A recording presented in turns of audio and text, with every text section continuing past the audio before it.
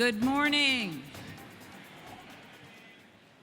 I invite you to find your seats as quickly as possible as I call to order the 7th Plenary of the 29th General Synod of the United Church of Christ.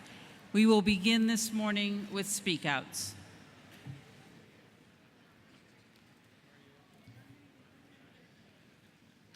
Good morning, church. I'm the Reverend Dr. Bob Maroney. I love being able to say doctor because I'm newly minted. I'm only 6 weeks a doctor. But I also want to say that because my doctoral work is in art and worship. I am looking at ways to be able to bring the visual sense to our theological and liturgical work as a church in worship. So if anybody is interested in this, if anybody is a church that is doing work where you are thinking visually and liturgically at the same time, please get in touch with me. I'm with the Mass Conference. You'll find me over on the side painting. You can also go to my website, bobmaroney.weebly.com. And there is information there. Please find me, and I would love to be able to talk with you about worship and the arts. Thank you.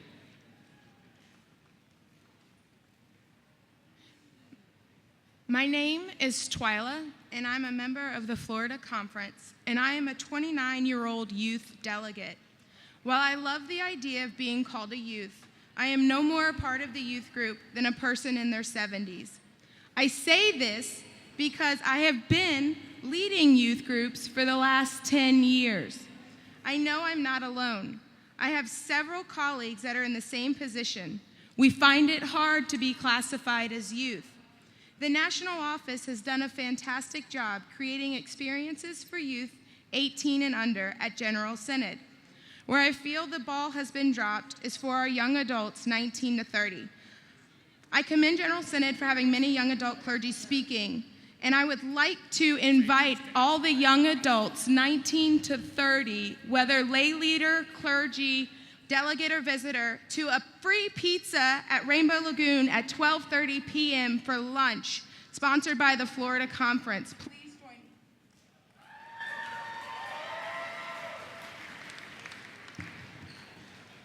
Hello. My name is Dr. Brenda Brown.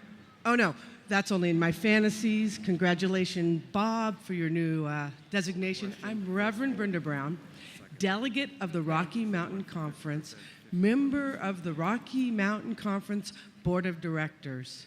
I am from the conference that is famously the home of Rocky Mountain High.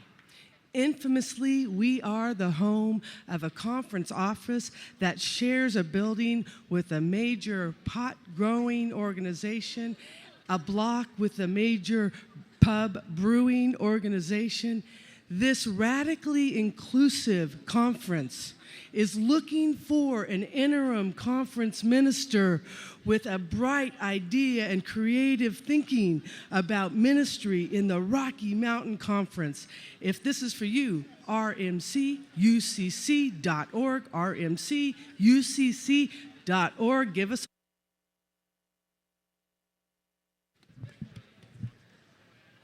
Good morning. My name is Andy Lang, and I want to say on behalf of the UCC Coalition for LGBT Concerns and the Open and Affirming Movement throughout the UCC that we are proud and grateful for each one of you who took a scarf or many scarves and signed a pledge to take those back to your churches and organize in your churches to take action and to protect LGBT youth from bullying and suicide. Thank you. We want to keep the momentum going, and there are two ways you can help us do that. One, please go to Facebook. Look for The Scarf Project. The Scarf Project. There are 3 pages that say The Scarf Project. Ignore the one about hair loss. I identify with that. Look for the one with the rainbow scarves all over the front page. Join that group, and let's use that as a place where we can share our experiences and our successes as we work in our churches against bullying.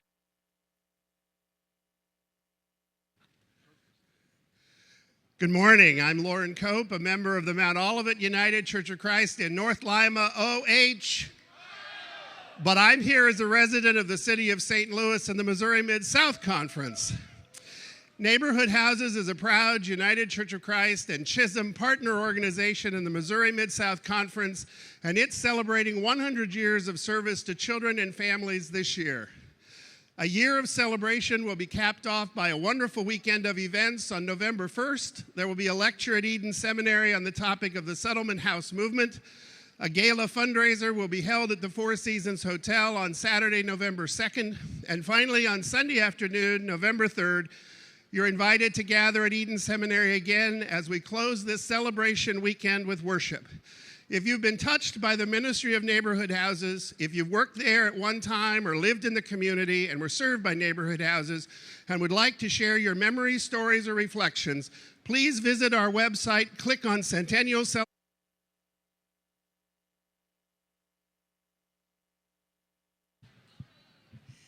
My name is Regina Lowe, and I'm the founder of the organization APECA, Association Promoting Education and Conservation in Amazonia. We were part of the Mission 4-1 Earth effort and are planting the trees in Peru. We want to thank you very much for participating in our effort to conserve the Amazon rainforest and the work that we do with the communities on the Amazon River. This is Pablo Guerra, who is the field director. We're very grateful for your participation. Thank you.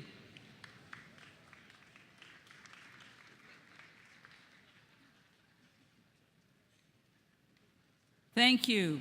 Our final Speak Out will be this evening during plenary. The sign up for that Speak Out will be immediately following this plenary. Please see Dick Sparrow by the floor parliamentarians table.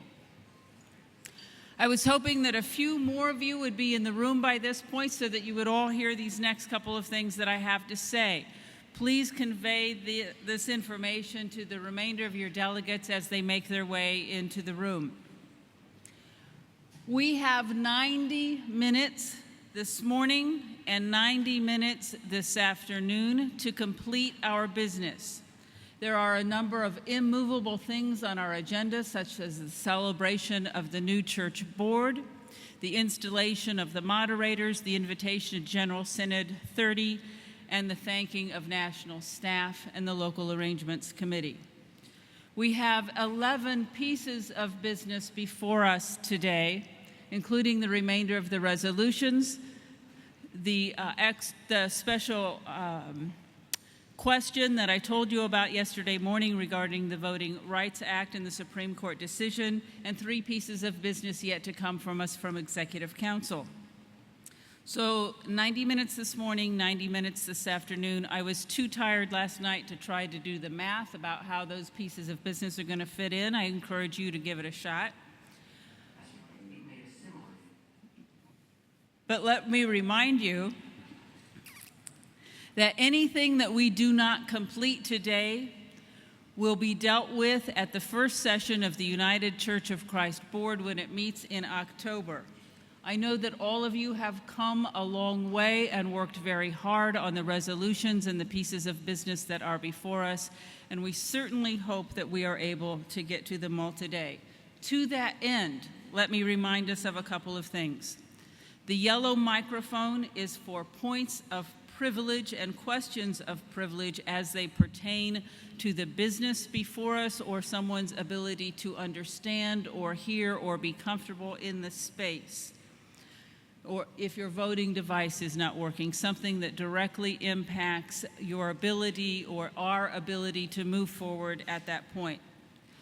The white microphone is for all motions, including a motion to close debate, sometimes called call the question. If you want to call the question, if you want to end debate and there are 5 people ahead of you with a white microphone, please just negotiate with them and see if they will let you jump it a little bit earlier in line. To all of us, whether we are speaking at a red, yellow, white, or green microphone, we invite you to be concise and brief. Think about what you're going to say before you get there. Make notes if you need to. Listen carefully to the other speakers. If someone else is making a statement that is essentially the same as that you would make, trust the body that they have heard it and consider letting that statement stand for you. No applause, please. We now return to the piece of business that we were working on last night, committee number 5.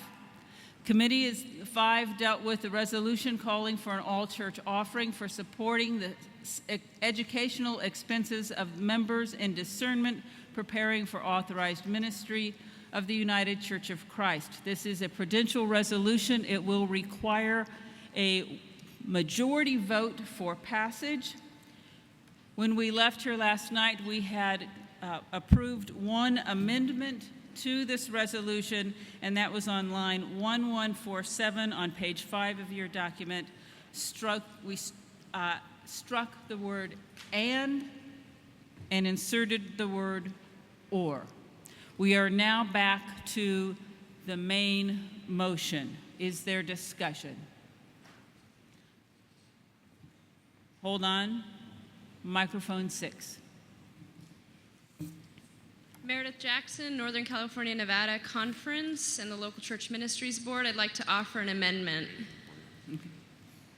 Go ahead. I would like to offer an amendment after line 1151 to add, be it further resolved that the 29th General Synod of the United Church of Christ recommends that the Collegium of Officers of the United Church of Christ explore the feasibility of offering low-interest loans to UCC members in discernment with a report delivered to the 30th General Synod. Is there a second? It has been moved and seconded.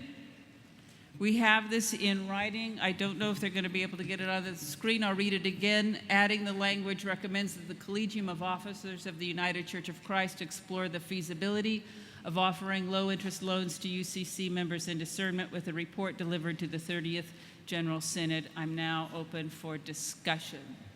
Speaking to or against this amendment. Microphone 1. My name is Megan Culbertson. I represent Iowa on the Executive Council. And I am a student at Chicago Theological Seminary and a member in discernment in the Iowa Conference. I would like to speak in favor of this amendment. As a seminary student they'll graduate with close to 3 figures of debt. I'm not sure how I'll pay that back, especially as the interest is accruing as I speak right now, and so it's getting bigger and bigger. I think that this amendment will help students like me to not have to worry about the interest as we're already trying to do it. And I'd also like to say that if we at the UCC are going to put forth in our big inspirational goals that we want to develop excellent, diverse leaders, we need to put our money where our mouth is and support seminary education as much as possible. Thank you. Microphone 4. My name is Rich Pleva. I'm the conference minister for the United Church of Christ in Iowa. Also a member of the Board of Trustees of Eden Seminary and incoming member of the United Church of Christ Board. I oppose this amendment. The fundamental problem is not access to loans. The fundamental problem is debt. This doesn't address that. It isn't fundamentally helpful, I don't think, and I think it enables us to feel like we're doing something useful and not really get at the heart of the problem. Thank you. Microphone 5. Meredith Jackson, again, Northern California, Nevada Conference. I wasn't able to speak to my own amendment. May I return to microphone 6 and speak to my amendment? Thank you, Meredith. Yes, that was my mistake. Please return to microphone 6. Hello, Meredith Jackson, Northern California, Nevada Conference. Okay. So the reason I think that this is important is because to help with seminary in debt, we need to take a multi-pronged approach, and helping address the loan issue is one of many possibilities. This is something that the Presbyterian Church does, offering low and no interest loans. The Methodists also explore it. And what I'm asking for is simply for a feasibility study with a report coming back in 2 years. Is it possible? What would it look like? What would be the impact? This is also a really timely idea, given that yesterday the subsidized Stafford loan interest rate raised to 6.8%. Those are undergraduate loans, but this means that our seminarians are carrying over to seminary even greater undergraduate debt, and we need to be looking at the loan question. This isn't an action that's right away, it's just asking for a report. Thank you. Thank you. Microphone 3. David Greenhaw, Eden Theological Seminary. I am deeply concerned about student loans. I'm also deeply discouraged that we, with our amendment last night, failed to make this resolution have any focus at all. Now what this resolution is let's develop strategies to address all student loans. Well, goodness, of course. I hope to God we've been doing that already. This amendment is I would consider it a friendly amendment in the general sense, but it further starts to turn this resolution, as it's already turned, into something about let's find a way as a body of the whole to come up with ways to address a very complex problem. What the resolution originally intended to do was to ask the General Synod, did it want to encourage the collegium to expect the collegium to develop an all-church offering. That will not happen now because of the amendment that happened. So I won't come back to the mic, but I'll speak against this amendment.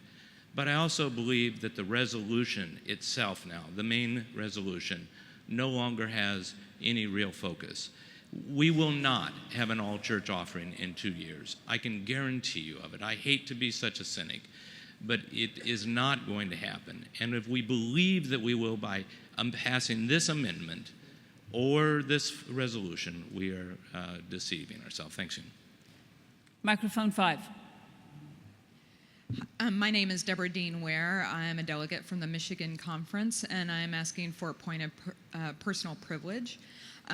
We are staying in hotels that are far, far away, and and the buses have been running late, and we have whole delegations who have not even arrived. And this is a complex resolution with lots of movement, and so I just want to highlight that there might be some confusion at some point with the delegations who are not able to be here. We waited for 30 minutes for a bus, so. Thank you. Microphone 6. Clay, Southern California, Nevada. I wish to call the question on the amendment. We have only heard from one speaker pro and 2 against. Let me see if there is another speaker who would like to speak in favor of this amendment.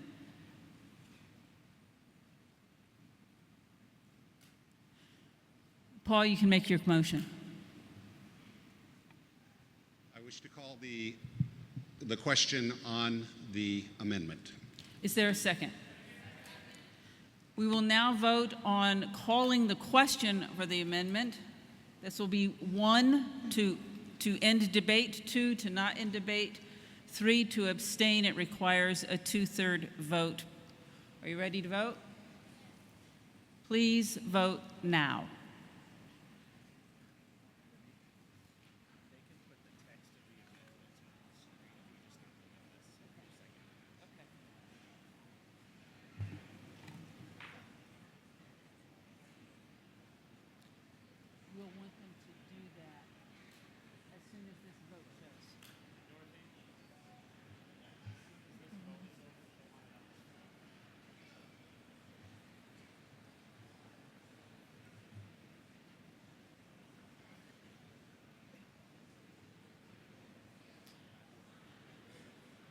Fifteen seconds.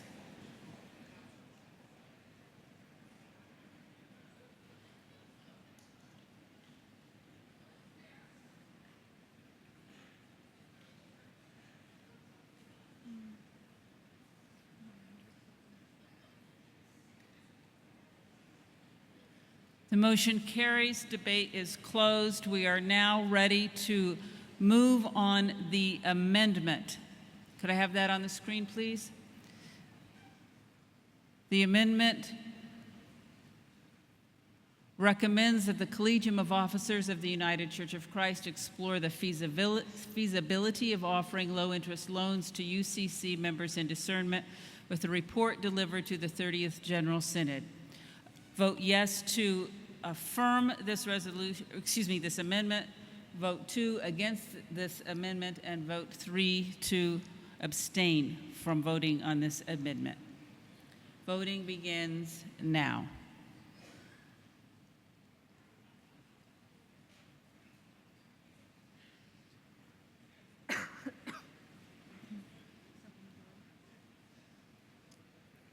Yes. 15 seconds.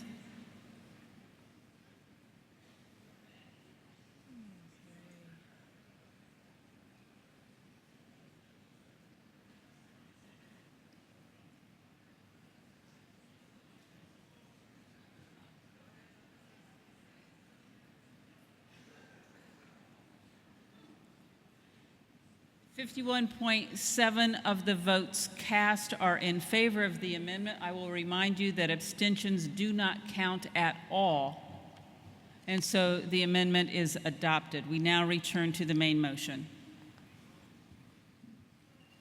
Microphone 4. I'm still Rich Pleva, Iowa, Eden, United Church of Christ Board. With some sadness, and I would acknowledge some anger, I stand to oppose this resolution.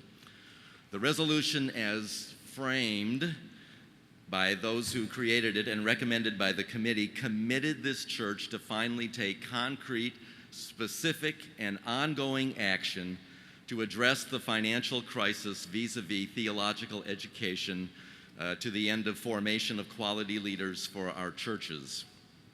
The offering would not have fixed this problem, but it would have been a real step in the right direction. But instead, we are preferring to do what we do so often. We are going to kick the can further down the road. We will say supportive words, but we will not actually do anything that really changes the current status quo. I am disappointed. No applause, please. Yeah, no applause, no applause.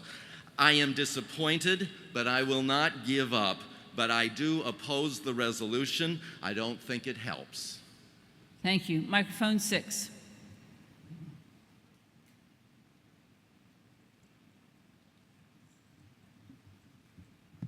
My name is Gene Tyler. I am from the Wisconsin Conference, the Wider Church Ministry Board, and the United Church of Christ Disabilities Ministry. I wish to add an amendment beginning with line 1149.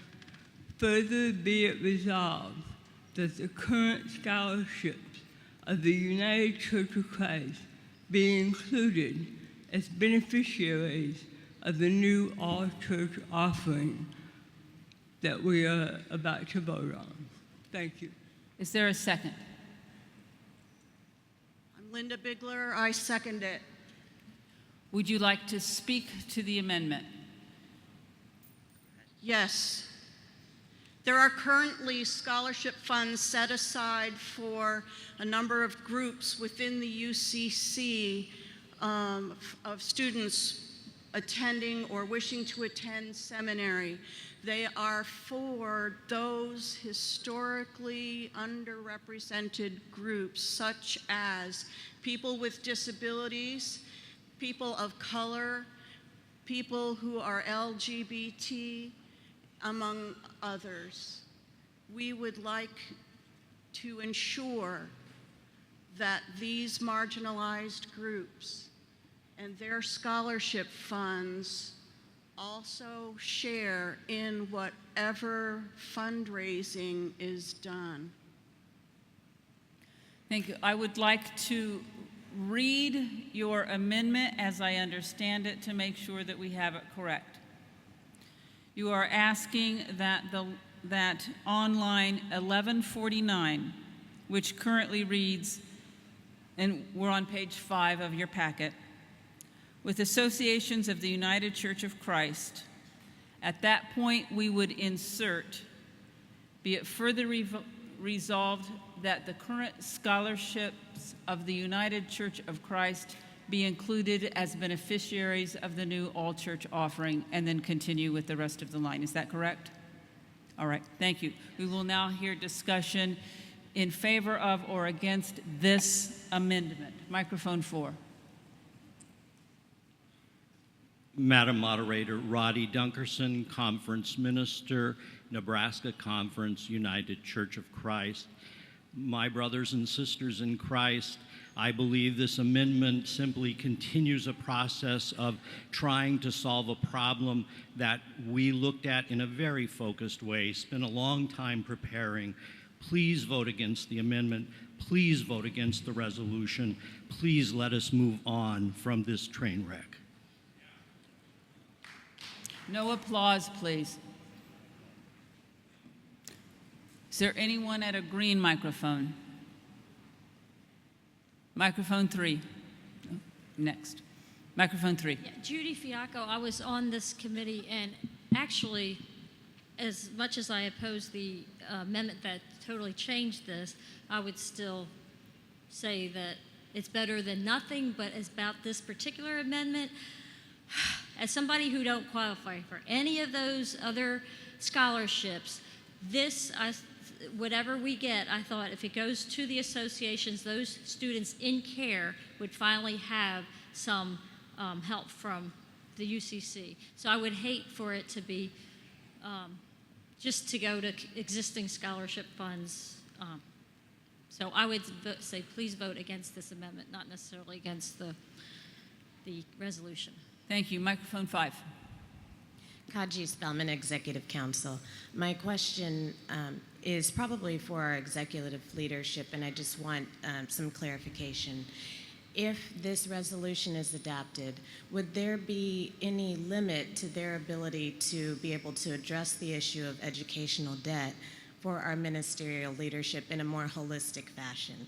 Because what this resolution does now is address, very importantly, members in discernment, but it doesn't look at those of us who've, for example, already incurred the debt. And I know that the reviews that are currently taking place take a more holistic view. Is there anything about the resolution that would preclude their ability to then implement the church's obvious concern for this broader issue in a more holistic fashion? That's my question. There is nothing in this resolution, as I read it, that addresses the debt of existing of folks who are no longer members in discernment, but who are now authorized members or authorized ministers. And so perhaps, Kaji, that is something that you'll want to write as a resolution for General Synod 30.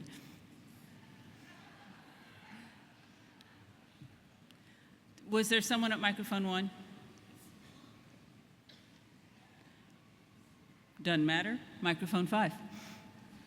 Yes, Kim Homans, from a delegate from Connecticut. Could you speak closer to the microphone, please? My name's Kim Homans. I'm from Connecticut.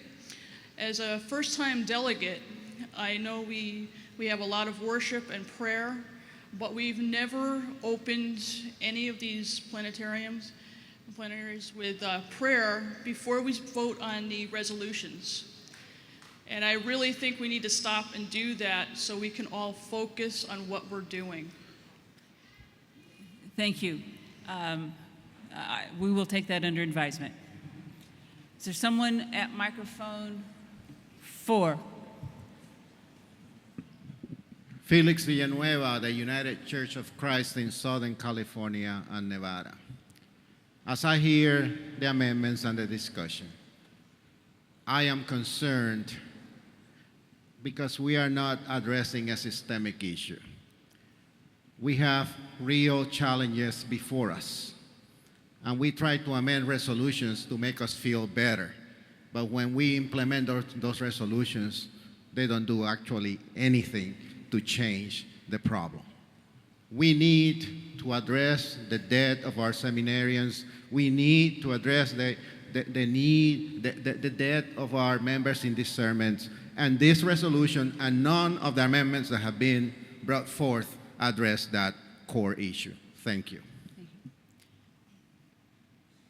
Microphone 6. Brad Tadlock, Minnesota Conference. I'd like to call the question. Is there a second? We will now be voting to end debate on this amendment. This amendment is the one that adds current scholarship programs be included as beneficiaries. To vote in favor of that amendment, you will vote 1. To vote opposed to that amendment, you are right. Thank you so much. To vote to close debate, you will vote 1. To vote to continue debate, you will vote 2. And to abstain from that vote, it will be 3. Voting to call the question, please vote now.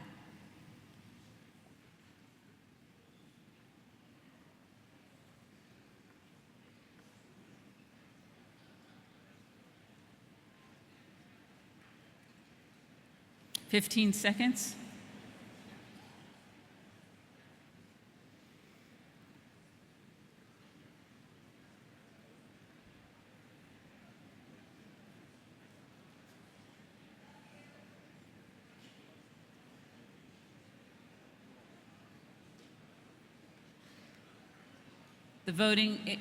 The question has been called. We will prepare to vote on the main motion. 1 second.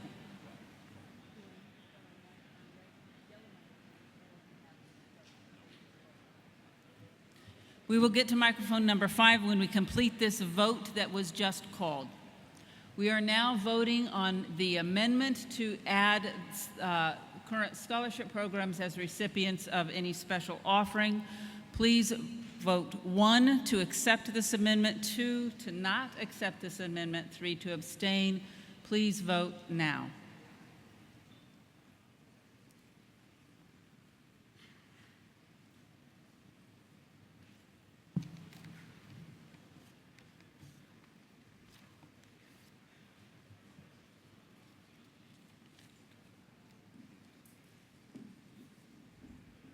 Fifteen seconds.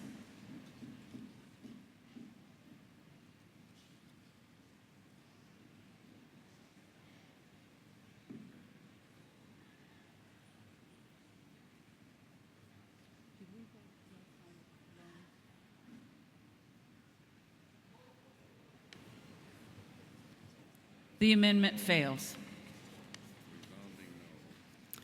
Microphone 5. My name is Julie Lebrel from the Michigan Conference, and I just had a point of privilege. My understanding with employment in nonprofit agencies, and there is a way of consolidating your loans in which if you make, I want to say it's like 120 payments or have made consistent payments over 10 years, you receive loan forgiveness. Excuse me, I'm not hearing this as a point of privilege pertaining my to the question, business. my curiosity is in how would this, if there was a discussion further about student loans, how and seminary students, are they applicable for this if they're within a church? That will be something that will be, should this resolution pass, that will be part of the implementation question of the resolution. Okay. Thank you. Microphone 6. Eric Kepnick from the Wisconsin Conference. I would, Madam Moderator, like to offer an amendment.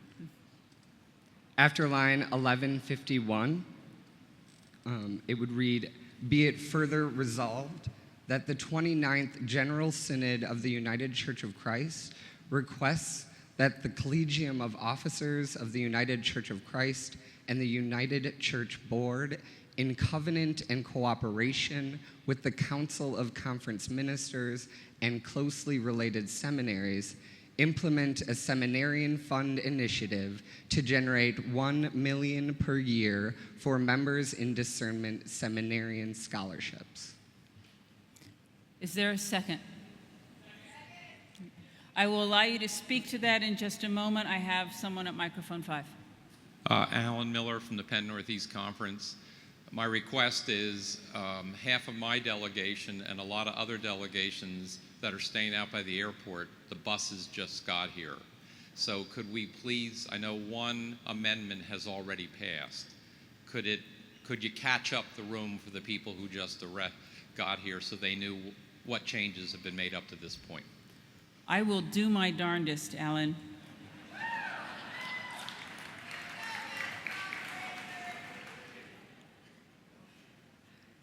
Last night we exchanged the word "and" for the word "or" in line 147. Earlier this morning we added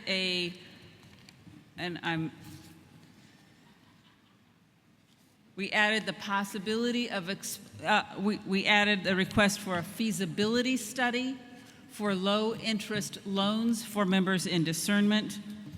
We defeated an amendment that would include the existing scholarship funds as recipients of any special offering that would happen, and we have now moved to our next amendment, which asks for an initiative to generate $1 million per year for members in discernment seminary and scholarships. We're there? All right. That amendment has been introduced and seconded, and now the maker of that motion will speak to it. In the past, this synod body has voted to support our seminarians, our members in discernment, by helping them alleviate this debt, and they have not acted after passing those resolutions. This $1 million per year is a fraction of the cost of what has been passed in the past, and it would encourage diverse leadership through greater access to education, which I believe we can agree that we want for our church in the future. It would also give us a chance to act, to follow through where we haven't in the past, and would directly address the debt of our members in discernment. Microphone 2. Andrew Warner from the Wisconsin Conference. The General Executive Minister asked for the Collegium to be able to figure out the question of raising funds on their own. But we need to make this resolution explicit because the national staff has long ignored the direction of General Synod. At GS 21, God moved us to pass a resolution clearly calling for the prevention of seminary debt and instructed the national staff to create a proposal for action to finance theological education with an initial report at GS 22 and a final report by GS 23. That was almost 20 years ago. But all these years later, we have no plan. We need to make this concrete enough that the staff can no longer avoid the issue. If we don't handle this issue now, and if we don't get it right, the warning issued in 1997 will come true. That synod spoke prophetically to all settings of the church, saying, whereas these trends point towards a dearth of church leadership with only wealthy persons being able to afford to answer God's call to full-time leadership and only wealthy churches being able to call them.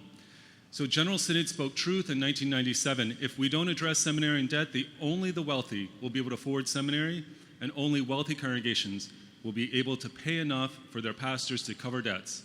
And I don't want to be a church where only the wealthy get theologically educated pastors. So I think it's time for us to be explicit in this resolution and make it clear to the Collegium that we need them to raise at least $1 million annually for theological education. Thank you.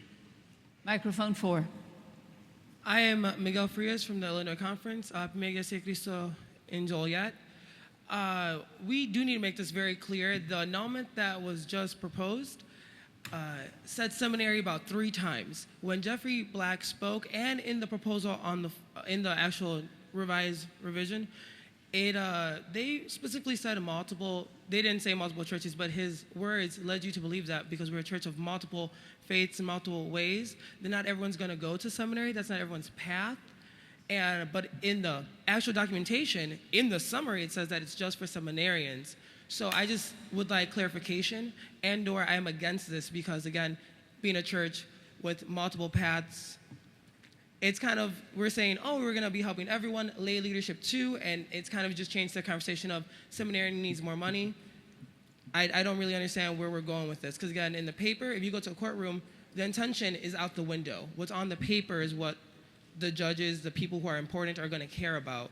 And on the paperwork, this is only addressing seminarians, not addressing our lay leadership. And in most churches where they do not have a lot of money, in most churches where they do not have endowments, they have a lot of lay leadership that take a lot of responsibility. And we kind of have to address that sooner than later. And if you go to school, you're going to have debt. And that is a fact unless you have lots of money. So people keep saying you can go to school and there won't be a lot of debt. You're always going to have debt. It's been around for a long time. And those are facts. So, Microphone 1. My name is Jorge Perry Bautista. I'm a delegate with the Northern California Nevada Conference. And that is very true. Debt is a big part of our culture. And so I just want to take time to share my story, and whether it's this amendment or any kind of resolution. But currently, right now, if I continue with my seminary education, I will end easily with over $100,000 in debt. Now, last year, I had the fortunate to talk to a financial advisor, and he made it very clear that I should not continue my seminary education. That was very hard for me to accept, because I clearly believe that I have been called by God to work and reach out to my community that is very much in need, to liberate them from the many forms of oppression that exist. So I told him, I cannot do that. I will continue and take a risk and continue to do whatever it takes. And that's many cases for many students. They are taking risks because they believe they have a calling. And so I hope, whether it's an and or an or whatever amendment, that we continue this conversation and keep in mind that we are continuing the wonderful tradition that each one of you believe in with the United Church of Christ, and help us and take risks so we could continue to be progressive voices. Microphone 4. My name is Brenda Brown. I'm a delegate from the Rocky Mountain Conference. I was on Committee 5. The intent of this resolution is to put forward a passionate commitment on the behalf of this denomination for theological education. That was the intent we kept coming back to. That was the primary intent.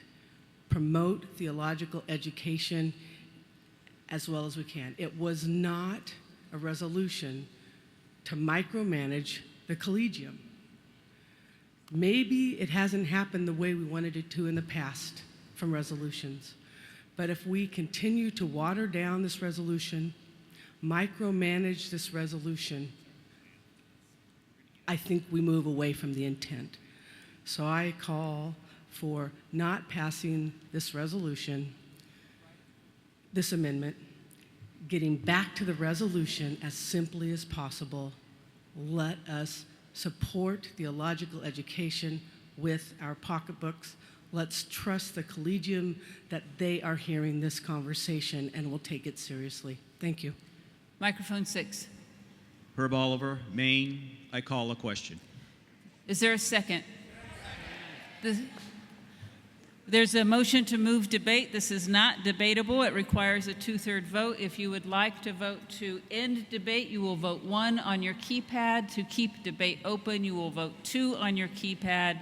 To abstain, you will vote 3. Voting to close debate begins now.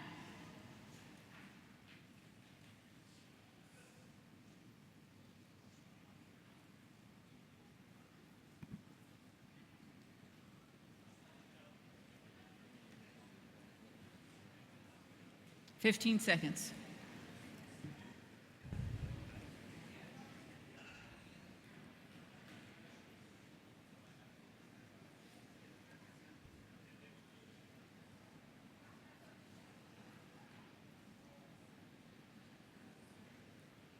Debate is now closed. We move to the vote on the amendment itself. The amendment is that it adds after line 1151, be it further resolved that the 29th General Synod of the United Church of Christ requests that the Collegium of Officers of the United Church of Christ and the United Church Board, in covenant and cooperation with the Council of Conference Ministers and closely related seminaries, implement a seminarian fund initiative to generate $1 million per year for members in discernment seminarian scholarships.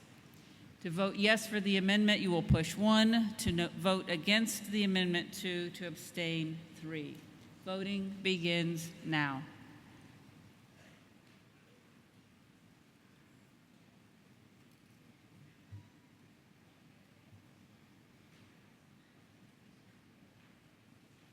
Fifteen seconds.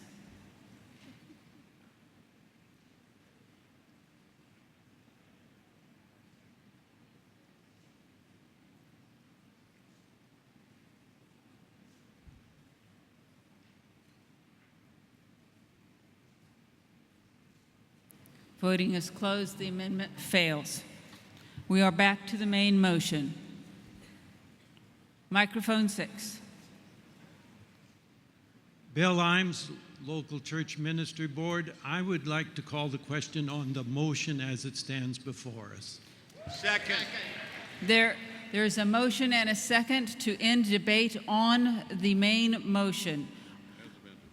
As amended, with the 2 amendments, changing the word "and" to "or," and adding the adding the feasibility study of low-interest loans. All right. This is a vote to end debate. Those ready to close debate, vote 1. Those wishing to continue debate, vote 2. Abstentions, no. Please vote now.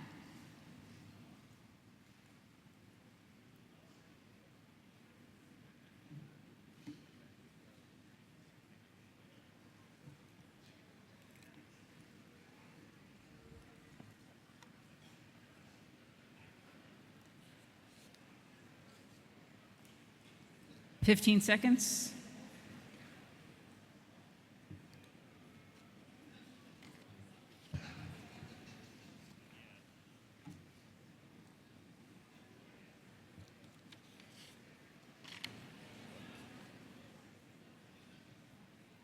Debate is closed.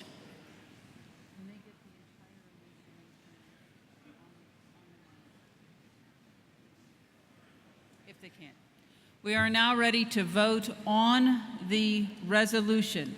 The resolution has been amended so that in line 1147, the second word "and" has been changed to the word "or." We have also added language after line 1151. Be it further resolved that the 29th General Synod of the United Church of Christ recommends that the Collegium of Officers of the United Church of Christ explore the feasibility of offering low-interest loans to UCC members in discernment with a report delivered to the 30th General Synod. That is the resolution on which we are voting. The question has been called, and so we'll get to number 5 following the vote. No? The recommendation of the parliamentarian is that we vote at this time.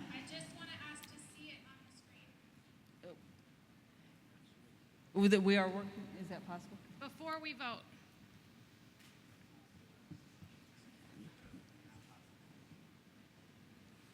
We're seeing if that's possible, if they have it.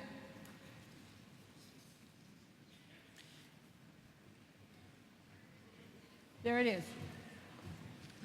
Thank you. You are welcome. We live to serve.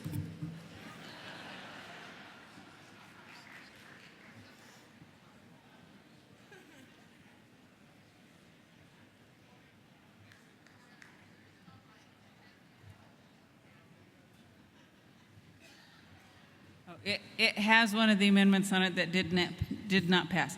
May I read the resolution to you as it stands now? Therefore, be it resolved that the 29th General Synod of the United Church of Christ requests the Collegium of Officers of the United Church of Christ to develop a plan and an implementation schedule for an annual all-church offering or other possible funding initiatives to provide tuition assistance for theological education for members in discernment with associations of the United Church of Christ. Be it further resolved that the Collegium be requested to present an actionable plan as quickly as possible and no later than the 30th General Synod in 2015. Be it further resolved that the 29th General Synod of the United Church of Christ requests the Collegium of Officers of the United Church of Christ and the United Church Board, in covenant and cooperation with the Council of Conference Ministers and closely related seminaries, implement a seminary, oh, that's the wrong one.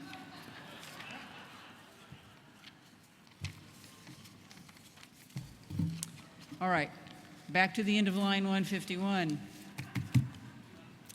General Synod in 2015, be it further resolved that the 29th General Synod of the United Church of Christ recommends that the Collegium Officers of the United Church of Christ explore the feasibility of offering low-interest loans to UCC members in discernment, with a report delivered to the 30th General Synod. Funding for the implementation of the resolution will be made in accordance with the overall mandates of the affected agencies and the funds available. The Collegium of Officers, in consultation with appropriate ministries or other entities within the United Church of Christ, will determine the implementing body. Microphone 5, have you checked with the parliamentarian? Microphone 5, have you checked with the parliamentarian?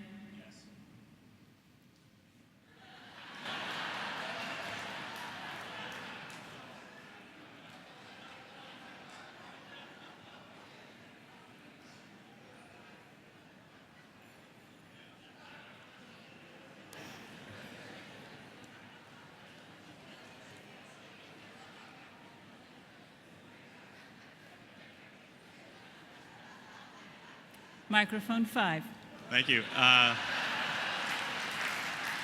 name is Jonathan Page from the Iowa Conference. I was just under the impression that the amendment that addressed creating loans had been defeated and had not been included in the resolution, and I thought that you just read it as though it was included in the resolution. I did read the first words of that. That's correct, and that's when I said, oh, no, that was a mistake. Because as I understand it, there's only one amendment that passed, and that was the and/or substitution. Actually, there are two amendments that passed. One last night, the and/or amendment, right, and the one this morning that was the feasibility study for loans. Well, I thought the feasibility study had been defeated. That was my question. No, it was carried.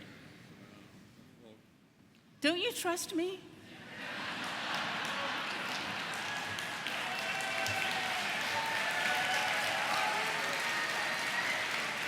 No applause, please.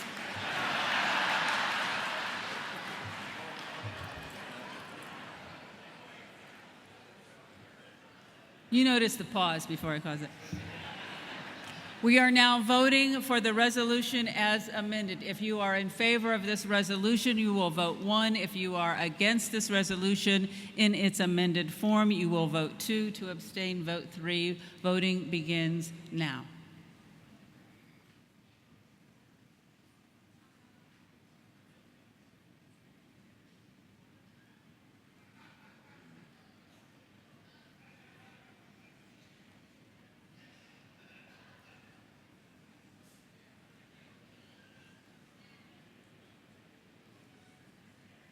Fifteen seconds.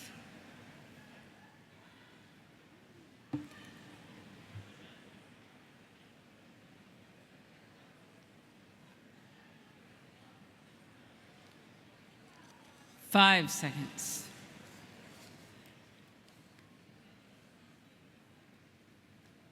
The resolution carries.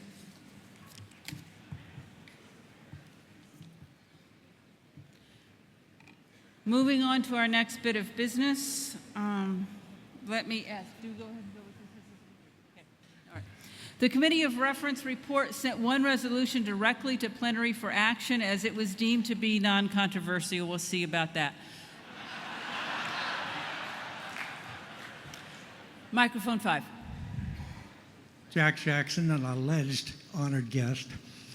I would like to request that somewhere, someplace, the United Church of Christ find resources for the development of American Indian pastors. At this point, all we have are the CAME resources, and they are woefully inadequate. Thank you. Thank you. The Committee of Reference report sent one resolution directly to the plenary for action as it was deemed to be non-controversial. I call upon the Reverend Penny Lowes, Chair of the Executive Council, to introduce the resolution. Thank you, Madam Moderator. I move the adoption of the resolution entitled, "A Resolution in Support of Outdoor Ministries of the United Church of Christ." The action has been moved. It comes through the Executive Council. It does not require a second. Penny, would you like to speak to it? Madam Moderator, this resolution was submitted by the Connecticut Conference, the Pacific Northwest Conference, the Litchfield North Association of the Connecticut Conference. I yield my time to Ann Hughes from the Connecticut Conference to speak to this action. Without objection, I will grant voice to Ms. Hughes and invite her to proceed. God is good all the time. Let's breathe some air into this room. I'm Ann Hughes, co-director of Silver Lake Conference Center, the outdoor ministry of the Connecticut Conference. They practiced at 6:30 this morning. And honored to represent your Outdoor Ministry Association Board of Directors. OMA is your association of UCC camps and retreat centers across the country, where we reunite all God's children with all God's creation. And we have fun while we love God, love our neighbors, love ourselves, and love the earth. So we are thrilled to bring before General Synod 29 this prudential resolution of support to raise awareness of three things. One, why camps outdoor ministry matters. Outdoor ministry doesn't just change lives, this ministry saves lives. How many of you heard your call to ministry through your experience at camp or outdoor ministry? Raise your hand. How many people here claim their church camp community as their church? Raise your hand. How many people found God at camp, or their life partner, or their peeps? You know, when you find your peeps at camp? And tell me that pre-camp wasn't a lot like the early Christian community. You know it is. Two, we want to lift up what's happening to our camps across the country. OMA has gone from 75 camps and retreat centers in the last 20 years to down to 35 currently. And the most recent loss is our beloved Mensch Mill from Penn's Southeast Conference. Three, we want to lift up the resources of the OMA Association to share hard-earned experience, professional, prophetic, pastoral, and strategic support to all its members' camps, retreat center communities. We are here, we are here, we are here. And if we were at camp right now, you'd follow me in this repeat after me song. This is a repeat after me song. God is good all the time. All the time, God is good. Camps are closing, why is that? Budget says we trim the fat. Church camps matter more than that. But once they're gone, they can't come back. Amen, General Synod. Thank you, and blessings to the Executive Council. Madam Moderator. Thank you, Ann. Microphone 5. Hi, Scott Sephora, reader from New York. And just a quick reminder, yesterday it was asked that we read the numbers for the total votes. And if you can continue to do that, because some people are tracking. Yes, we do trust you, but I'm an auditor, and our motto is trust but verify. So. Thank you so much. Yes, we will continue with that practice. I just forgot. Trust me that I'm human. Is there any discussion? I see someone at microphone 1.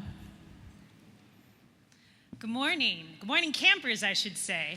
My name is Rebecca Castaigne, and I'm from the Wisconsin Conference, and I just wanted to lift up what camp has done for me and for my family.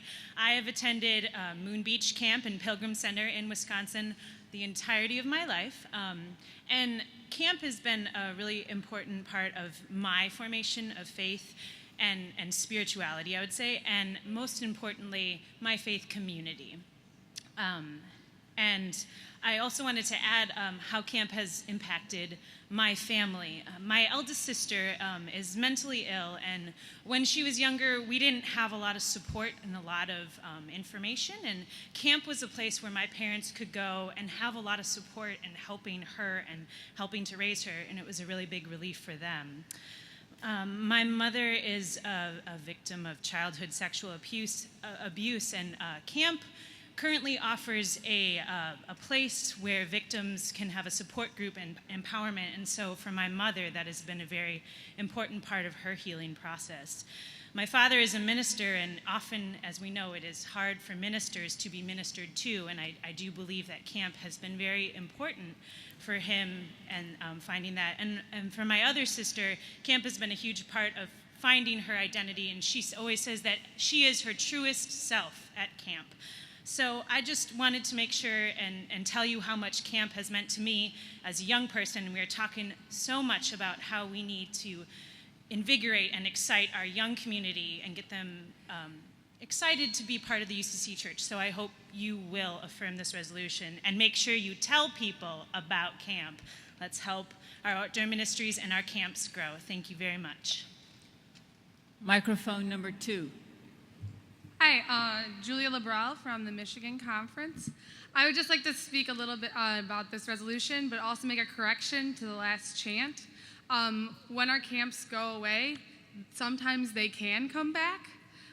In Michigan, we had a UCC church camp called Camp Talahi that was voted to close. And there was a movement from all of the youth and young adults who had gone to this camp, and many older adults who had also been involved with this camp and saw how it spoke to them. And we were actually able to bring the camp back open last year. It was the first year it was back. And in addition to that, it is now run by a board associated with our UCC conference that makes youth and young adults a consistent priority in what they do. And as a former program director, I want to speak of that camp, Talahi. I would like to speak out in great support for this resolution, because our camps are where all of these resolutions are coming to fruition.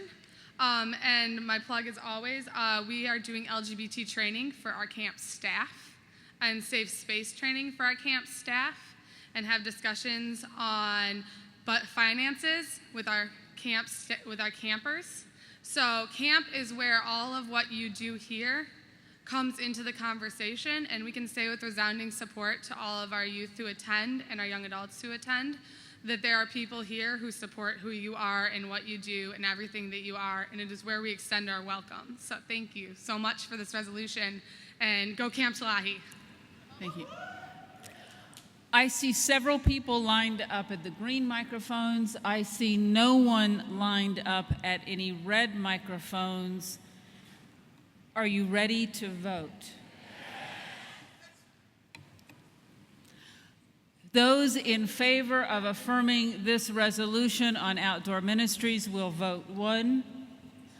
Those voting against this resolution will vote 2. Those abstaining will vote 3. Voting begins now.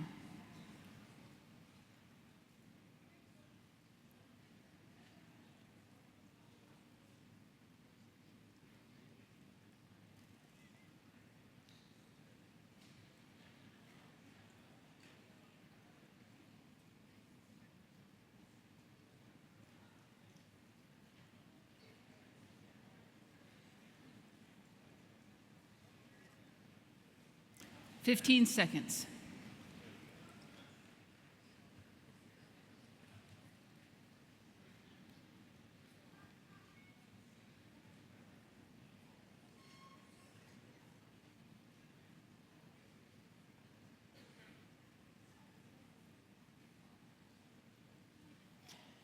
With 765 votes cast, the motion carries. Penny, please proceed with your second piece of business. Thank you, Madam Moderator. The second report of the Executive Council that you received on Friday contained a pastoral letter from the Collegium dealing with the issue of gun violence. The Executive Council voted to waive the standing rules of the 29th General Synod to send this affirmation of the Collegium's pastoral letter concerning the defeat of the Manchin-Toomey Amendment to the Senate Bill S649 directly to the plenary session of this Synod. The Executive Council commends this pastoral letter to you and urges your affirmation. Thank you, Penny. The motion is before the House, and since it comes from the Executive Council, it requires no second. Is there any discussion? Microphone 1. Ron Patterson, proudly representing Florida on Executive Council, and even prouder that our youth group from Naples United Church of Christ is here today. The defeat of Manchin-Toomey was a shock to, I believe, all of us. The tragedy in Connecticut deeply touched the hearts of all of our churches, and our Women's Task Force, in discussing and in responding with joy to what our pastoral collegium leadership attempted to do in this letter, decided to ask to waive the rules so that the General Synod could join in affirming our collegium's role in ending gun violence. And so I urge us to pass this. Seeing no other speakers, without objection, the pastoral letter is received and affirmed by the General Synod. No applause, please. Penny, I believe you have one additional action to present. Thank you, Madam Moderator. The final business I would like to bring to you this morning is a formal motion of affirmation of relationship between the United Church of Christ and the Fellowship of Affirming Ministries. This document was posted online last March and has been available for your review since that time. Thank you, Penny. The motion is before the House. Since it also comes directly from the Executive Council, a second is not required. Penny, would you like to speak to the motion? I would like to yield my time to our ecumenical office, the Reverend Karen Georgia Thompson. Thank you, Penny. Karen, you may proceed. Thank you, Madam Moderator. Good morning. The formal motion coming from the Executive Council is a step forward in the relationship between the United Church of Christ and the Fellowship of Affirming Ministries. The Fellowship of Affirming Ministries has been a part of the life of the United Church of Christ since its beginning in 1999. There are United Church of Christ members and clergy that belong to the Fellowship of Affirming Ministries, and there are United Church of Christ congregations that belong to the Fellowship of Affirming Ministries. The Fellowship of Affirming Ministries, its leadership and members are also active participants within the United Church of Christ, serving on boards, committees, serving in our associations and conferences, and providing grassroots leadership and support on various justice issues in our communities and in the communities where they are present. The United Church of Christ continues to grow beyond its 4 historic streams. The presence of the fellowship is indeed evidence of that growth. The presence of the fellowship continues to add to the rich theological diversity that exists within the United Church of Christ.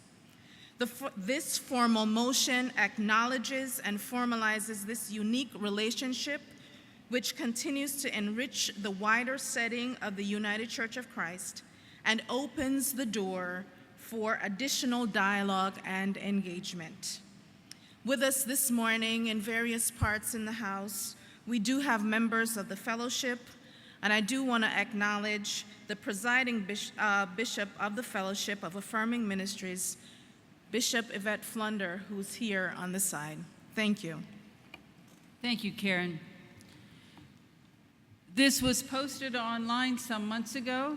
There was a hearing on this matter on Sunday night, And because this is an agreement with another organization, it is not amendable. Is there any discussion?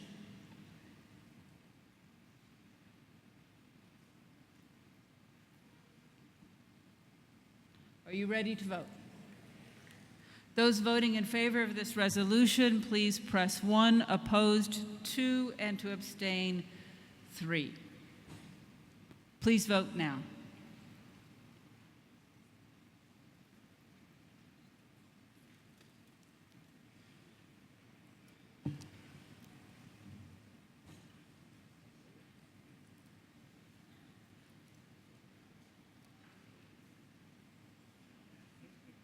Fifteen seconds.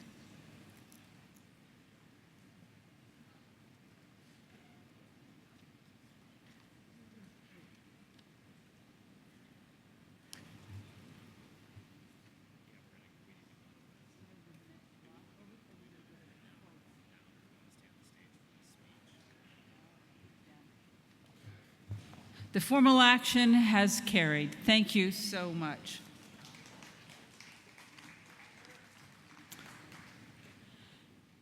An exciting new initiative that many of you participated in these last several months is the Mission for One Earth.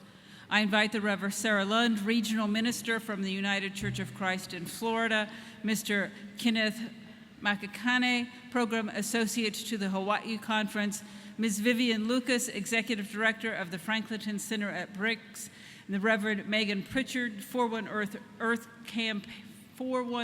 Campaign Coordinator and Interim Minister at Prophet Congregational Church in Seattle, Washington, to share with us more about this all-church initiative. During the 50 days of Eastertide earlier this year, the United Church of Christ and congregations committed themselves in profound ways to the care and protection of our planet through Mission for One Earth. With more than 2,100 of our churches, seminaries, outdoor ministries, and health and human service agencies reporting participation. That alone is a remarkable achievement worthy of celebration.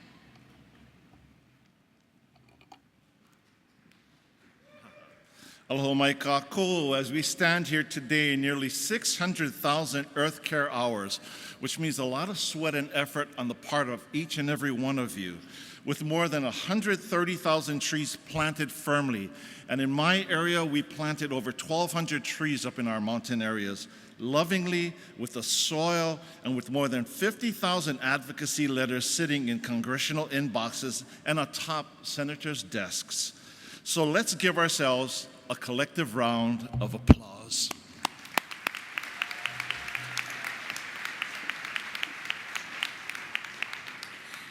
Thanks to Mission for One Earth, our consciences have been raised individually and collectively. Old habits have given way to newer, greener ones. We've reconsidered what the care and nurture of God's planet can mean for us as Easter people. And we're talking louder about conservation and the planet that God has given us, even as we're trying to walk a bit more softly on it.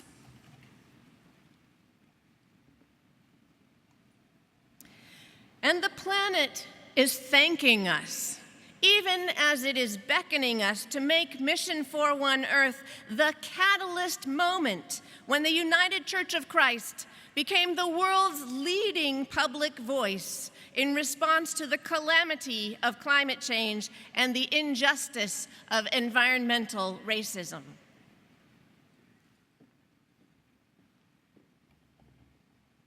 How committed is the United Church of Christ to the sustainability of God's creation? Well, the stories speak for themselves. In Durham, New Hampshire, caring UCC kids came together during Mission 41 Earth to help create a more sustainable environment for the region's only native rabbit, the New England cottontail. And they encouraged local residents to get involved, attracting statewide media attention in the process. In Western New York State, volunteers spent cold and rainy days. And coming from Hawaii, I know what cold and rainy is all about because we have frigid weather there. Because with our climate change, it's down to a freezing 72 degrees. So, cleaning up the Great Barrier Wildlife Refuge, together they hauled dozens and dozens bags of debris. In the northeast region of Florida, 8 churches worked together to make oyster mats for the Indian River Lagoon, logging 150 hours of earth care and making 60 mats that are now filtering 30,000 gallons of water, the equivalent of a swimming pool, every single day. And in Chicago, Trinity United Church of Christ logged participation for more than 300 of its church members who racked up more than 4,500 hours of earth care, with Pastor Otis Moss III leading the effort and weaving environmental care into each of his sermons. Dr. Lund, that was exciting. Jeez. The United Church of Christ in Cornwall, Connecticut, where, as a matter of fact, the American Board of Foreign Missions first started the missionary work and came to Hawaii in 1820 to show us Christianity. They literally immersed themselves, these members, into earth care by hosting its evening of Vespers at a local landfill, a model trash collection facility that is recognized for its advanced efficiency. And in Homewood, Illinois, Pastor Frank Rogers, despite being admittedly scared of heights, spent the final Sunday of Mission 41 Earth preaching on Pentecost from the limbs of a buckeye tree more than 30 feet above the ground. In Chesterfield, Missouri, confirmands and parents from St. John's UCC participated in the Forest Relief Project at the Missouri Botanical Gardens, planting over 1,000 tree seedlings. And in St. Peters, Missouri, a team from Grace UCC cleaned up litter around a creek that runs through the church's property, only to discover a full-size 1950s pickup truck embedded in the creek bank. So they turned that experience into an opportunity to talk about the life cycles of items we throw away every day. In Red Lion, Pennsylvania, a bee and butterfly enthusiast at St. John's United Church of Christ took advantage of Mission 41 Earth to learn how to plant a certified pollinator-friendly garden through the auspices of Penn State's College of Agricultural Sciences. Meanwhile, in Honolulu, Hawaii, Crossroads United Church of Christ purchased 300 native plants in support of its island's ecosystems conservation project. In the Pacific Northwest, UCCers made public their opposition to the expansion of the coal industry. And the online community Dogwood Brew devoted each of its Sunday broadcast episodes to special services they called On Earth as in Heaven, hosted by UCC Pastor Eric Elness and joined by other Mission 41 Earth enthusiasts.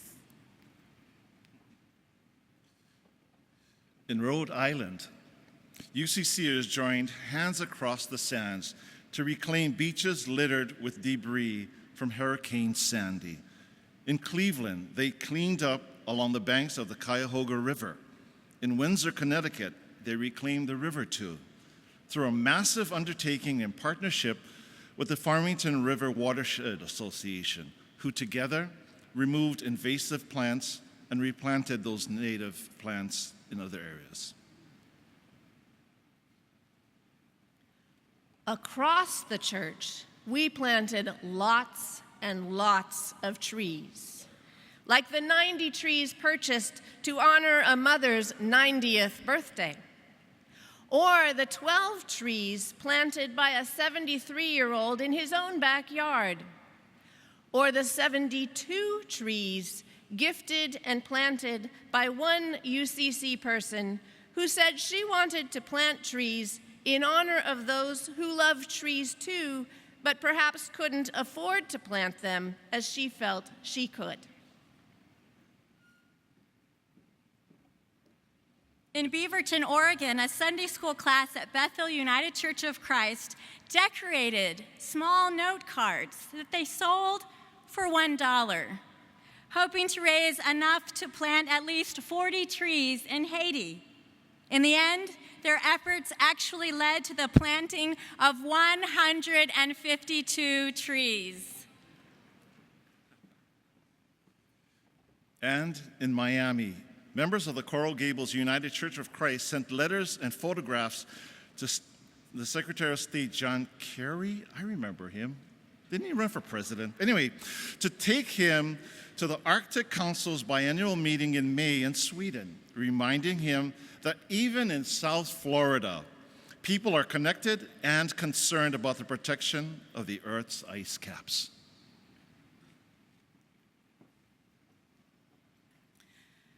As Linda Jaramillo, Executive Minister for Justice and Witness Ministries, reminded us at the conclusion of Mission 41 Earth, when pushed by environmental responsibility, we are faced with a choice. Do we live in despair and do nothing? Or do we live in hope and take action? The answer is clear. In the United Church of Christ, we live in hope, and we definitely take action. Thank you, United Church of Christ, for making Mission 41 Earth such a huge success.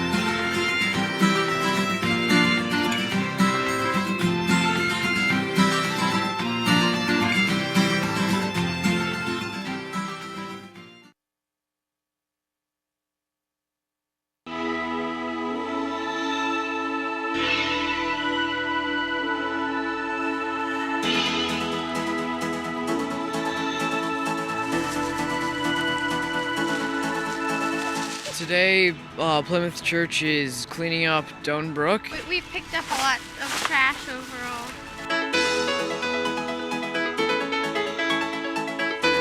Okay, guys, so what we're going to do is we're going to plant all along this line here. We've got about 50 trees that we're going to put in. Jim ordered 700 trees that are going to be planted on the city property, which is wonderful.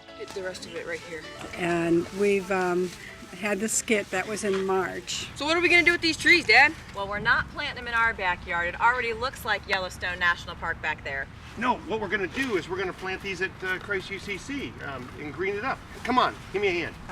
It was a delightful skit, but it's one of many that Mary Alice has written. As a professed Christian, that was just a duty to be concerned and do what I could in my little way. Welcome to EarthFest 2013.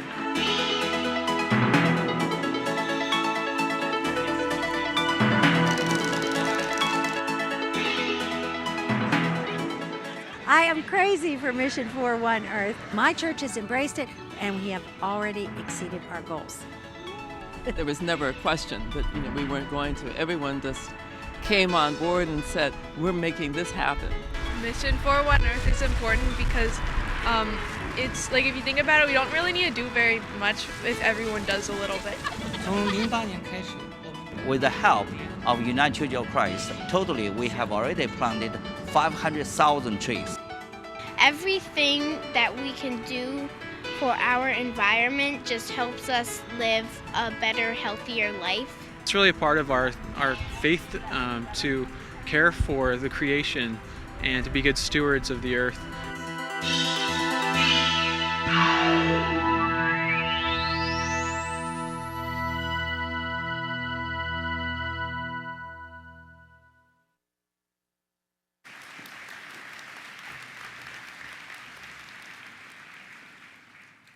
And now, to help us celebrate our accomplishments and investment in Mission 41 Earth, and to provoke our commitment even further, we are honored to welcome David Orr as our next speaker. David recently retired as a Paul Sears Distinguished Professor of Environmental Studies and Politics and Senior Advisor to the President at Oberlin College. He is the author of 7 books, including Down to the Wire, Confronting Climate Collapse, published by Oxford Press in 2009. In addition, he has authored nearly 200 articles, reviews, books, chapters, and professional publications. For more than 25 years, he has been the leader in the sustainability movement, receiving dozens of awards and honorary degrees, including the Lyndhurst Prize, a National Achievement Award from the National Wildlife Federation, and the Visionary Leadership Award from Second Nature. More recently, he has headed the efforts to design, fund, and build the acclaimed Adam Joseph Lewis Center at Oberlin, which has been recognized by the National Panel of Architects as the most important green building of the past 30 years, and as the 30 milestone buildings of the 20th century by the U.S. Department of Energy. And on top of all of this achievement, Professor Orr also lays claim to a United Church of Christ membership at First Christian in Oberlin, United Church of Christ. Please welcome David Orr.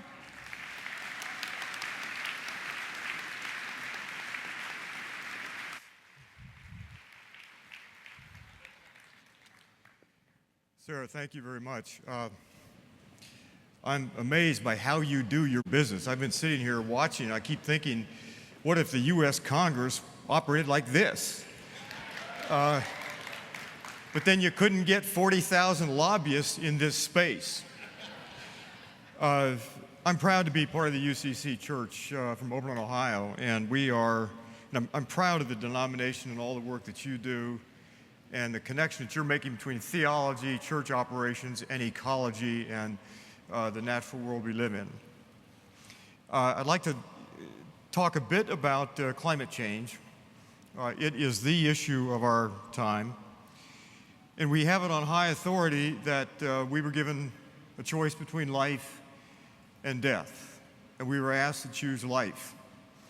But there's no one in this room or any room around the planet looking at the trends without being overly pessimistic or overly dramatic. There's no one that could say that, in fact, we have chosen life.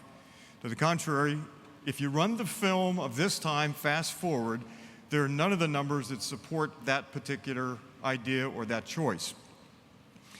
So I want to talk about climate change, and I want to talk about our obligation as a church and how do we extend that. The numbers are roughly these. How many of you know that curve? Let me just see a show of hands. Maybe 20%. You know, if I showed a picture of, let's say, the Coke banner or the McDonald's M or the Nike swoosh, everybody around the world knows those numbers or knows those curves. But in this case, most people don't know this. I once had those 4 curves on a screen, and I said to the audience, you know, one of those can kill you. And somebody yelled out from the audience, says, no, 3 of them can kill you. And the issue is, this is what's called the Keeling curve. And you'll notice the sawtooth, if I can go back to the slide here, the sawtooth configuration of it. The Keeling curve is a record of carbon dioxide in the atmosphere. And David Keeling went to Mauna Loa in the Hawaiian chain in 1958 to measure carbon dioxide. And it was 315 parts per million, as many of you know, in 1958. We just crossed 400 parts per million a month and a half ago. We've never been there before. Now, if you take this line, and this is the professor and me coming out, if you take this line and extend it to the left-hand side out about 640,000 years, it doesn't go above 280 parts per million. And if you weaken the standards of evidence a little bit, you can go out several million years further to the left-hand side here, and the same is true. It doesn't go above 280 or 290 parts per million. That's a complicated way to say we've never been here before, not as a species. The planet has been, but that was millions of years ago. If you go to the right-hand side of this, there is no plan to stop this before it hits 450 or 500, and some people believe they're on a path for 1,000 parts per million. Now, the theory that we work with as a society is that, gee, you can raise the temperature of the planet, you can turn the thermostat up, and nothing else wobbles over on the other side. But that's not the way the world works. That's not the world you read about in the morning paper or see in the news, or that's not how this black swan world works, where small changes have very big effects. So this is one of the problems. The black arrow indicates that there is a 30-year lag between what comes out of our tailpipes and smokestacks and the climate change-driven weather effects that we experience. And the world, if you pay attention to this, you know that all around the world now for years and years, we're seeing hottest hots, wettest wets, driest dries, windiest wind conditions. In other words, we're seeing the planet not just get warmer, but it is destabilizing in all kinds of ways. You don't just raise the thermostat and nothing else happens on the other side. And so this 30-year lag poses a problem for us. We're good at solving problems, but we're also prone to procrastinate. And so the effects that we're seeing now have nothing to do with 400 parts per million. Do you follow me? This has everything to do with what we did in 1982 and 1983 when Ronald Reagan told us it was morning in America again. I'm not going to be political, but it's now twilight. So here's the difficulty. We hit 400 parts per million about 6 weeks ago. The rate of increase is rising, and so the effects are now locked in for 30 or so years. And I will tell you, as a teacher of young people for about 40 years, this is the hardest thing we have to message. Do you tell the public the truth and then be as positive and optimistic as you can possibly be? Now, I want to make a distinction with this. Optimism is a prediction that you're going to win. And as a longtime Cleveland Indians fan, I haven't been optimistic since Willie Mays caught that ball out in center field off Vic Wirt's bat. If you're old enough, you know what I'm talking about. If you're pessimistic, that's a sin. You don't want to go there. And so hope is that middle ground. And hope is a verb with its sleeves rolled up. If you're optimistic or if you're pessimistic, you don't have to do anything. If you're hopeful, however, you have to do something. It's a real honor to follow the preceding presentation. Those are UCC members and pastors and churches doing things and actually engaged in changing the world.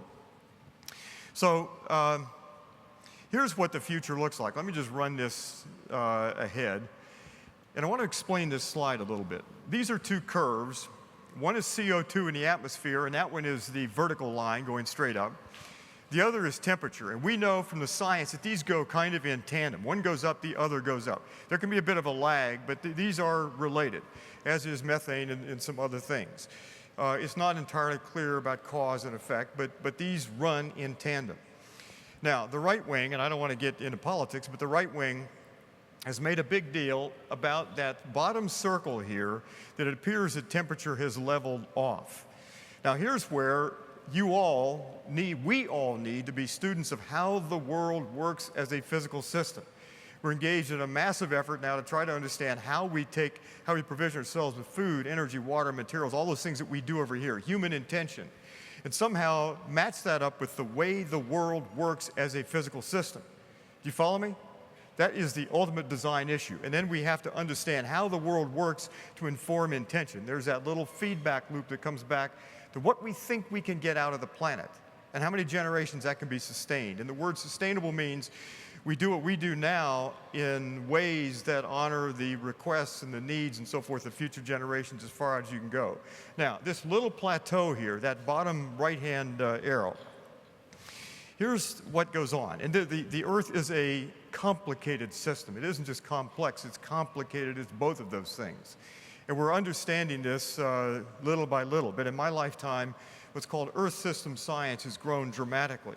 And now your job and my job is to begin to connect Earth system science with theology and church operations, or in my case also with education and whatever other professions you may have. So here's the other side of the science that has not made much of the press. So why did that little plateau occur? Well, the Earth warms unevenly. And we've got to understand enough Earth system science to counter the right wing that is confusing the issue. And so what you're looking at are the blue lines here. That is the ocean down to about 2,000 meters below the surface. The oceans have been the big thermal anchor.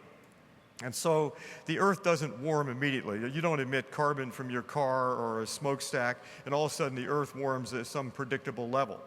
They are not that tightly coupled, but they are closely coupled. And so we're looking at the oceans warming, and once the oceans warm and when they acidify, and so the warming and acidification where they do not absorb carbon, then we'll see a large spike in temperature. And there are some signs that in fact is beginning to occur. Do you follow what I'm saying here? Now, I don't want to get into all the wonky science, but we have to, as church members and as followers of Christ, we have to, and people who profess to care for the creation, we have to understand how the creation works and how human actions affect the creation. So that's one issue. So this is a report taken, and the numbers here don't matter. It's the colors that matter on this. This is taken from an International Energy Agency report. This is not a radical group. They tend to be very understated. But this is the world we're looking at, where all the land in red in the lower portion of those maps, that is land now that will go through extreme warming, and that will begin to occur almost immediately. We're seeing land temperatures begin to rise, but that's a world that goes to 2 degrees or 4 degrees centigrade, perhaps even higher. Now, it wasn't long ago, if you follow the science, that we were told that 2 degrees centigrade warming was the ultimate that we could have. Beyond that, all bets are off. And yet we're already at around 0.9 degrees centigrade. We are locked into probably another, as your resolution said that you dealt with 2 days ago, said we're probably locked into another 0.4 to 1.2 degree warming. No one knows exactly. But we're already given that lag. We're already locked into a substantial warming. So this is the future that we're going to live in. Now, this is hard for us to take. Can all of you read that in the back? Can you all read this? The point of this slide, this comes from David Archer, and I don't like to use PowerPoint like this, but this is an important point. I want to make it. Once we've changed atmospheric chemistry, the change tends to be permanent. It's the way we measure time. So once we've emitted carbon to the atmosphere, and this gives us a sense of urgency that is quite extraordinary. Once we've changed atmospheric chemistry, carbon tends to stay in the atmosphere a long time. I'm about to get on a plane to fly back to Cleveland. A quarter of the carbon that I'll release or be released on my behalf by that aircraft will still be in the atmosphere something like 1,000 years from now. And so once we've changed atmospheric chemistry, this is a long-term change. Now, take a deep breath. How do we say this to our fellow parishioners and congregation members and our students and other people around? This is the toughest messaging problem I've ever seen and that I could ever imagine.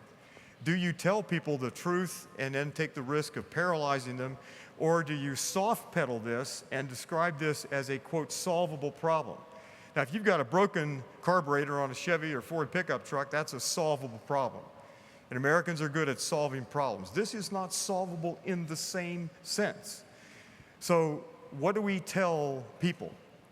And the one thing I would say is remain hopeful, do everything that you can where you are in every way possible, but don't be locked in to despair. But there is a different world coming. Bill McKibben's last book calls it Earth, E-A-A-R-T-H. Somebody was saying 20 years ago that we've now gone from the Holocene, the only paradise humans have ever known, to the Anthropocene, an era when we're the drivers of the planet. But what David Archer is saying here, and the science, is simply that once carbon is in the atmosphere, you change the atmospheric chemistry for a long time. This is no longer the atmosphere that we knew for the past 10 or 20,000 years or throughout the entire career of humans on Earth. And so climate change, when people talk about what climate change is, it isn't just global warming. This is planetary destabilization. When people say, well, gee, I don't believe in climate change. Now, if they say, look, I don't believe in Jesus or Moses or Buddha, that's climate. Or pardon me, that's belief. But if they say, I don't believe in climate change, that's just physics and chemistry. And no one tells you much, I doubt it, that, gee, I don't believe in the laws of gravity. And if they do, there are some pretty definitive tests. Come to the top of the building with me. Let's check it out. You jump first. So this isn't a matter of belief. This is simply a matter of science. And we're learning the science as we speak. Thirdly, this isn't an isolated problem. This is symptomatic, and call our carbon sins, but this is symptomatic of something much deeper. It isn't just a solvable problem in that sense. It's a matter of a lots more that the church deals with, and it is paradoxical in most ways that you could think of. Fourth, this isn't really controversial. If you poll scientists, 98, 99% will say, yes, this is right. And the theory is well known to be true. Put heat-trapping gases in the atmosphere, you trap heat. If you put a great deal of heat-trapping gases in the atmosphere, you trap a lot of heat. The science is at that level fairly simple. It gets a lot more complicated below that. But this isn't really controversial. Now, think about how we deal with risk. If I told you that you can get in this car and you can drive over to the mall, but the odds of a fatal accident in that car while you're in it are 50-50. You wouldn't get in the car. But now we're being told that if we can keep carbon below 450 parts per million in the atmosphere, we have a 50-50 chance, maybe, of avoiding a 2-degree centigrade warming. But 2 degrees, remember, that's the threshold. That's the guardrail between us and possible catastrophe. So this is a real issue. And then finally, from David Archer's slide just a moment ago, this is a long-term problem, not a short-term problem.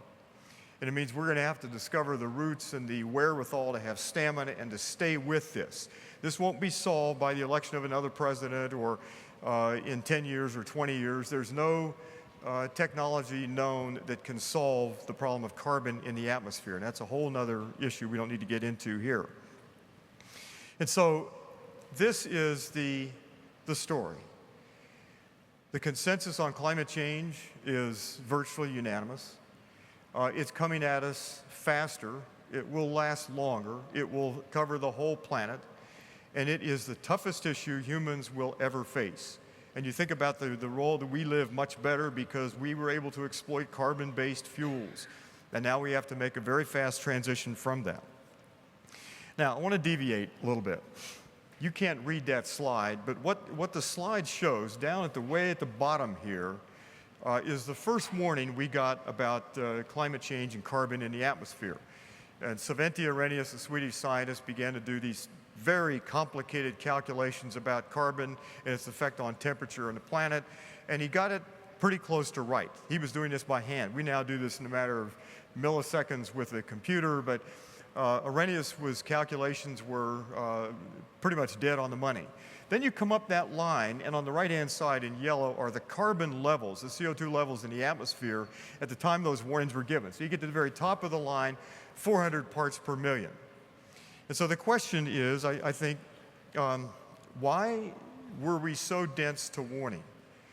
Nicole Krauss, in a little book called The Nature of Love, or pardon me, The History of Love, in describing a Polish village prior to World War II, said there were warnings of unfathomable things. And because we couldn't fathom them, we didn't believe them until it was too late and we had no choice. That's one way to describe this. This is the cartoonist way Tom Tolles of saying the same thing. You know the old story about the frog in a pot of hot water, and the frog, theoretically, I've never done the experiment. Have any of you done the experiment with boiling water and frogs? The theory goes that frogs, if the water temperature is raised slowly, won't jump out of the pot. Actually, a friend of mine who ran the experiment said it wasn't true. After a certain temperature, they all jumped out. I've never done it, didn't ask what he did with the frogs. Tom Tolles describes it in this way, but it's the same point Nicole Krauss was making, that we've been dense to warnings. And I want to stray into politics just a little bit here. Why did we not pay attention to the warnings?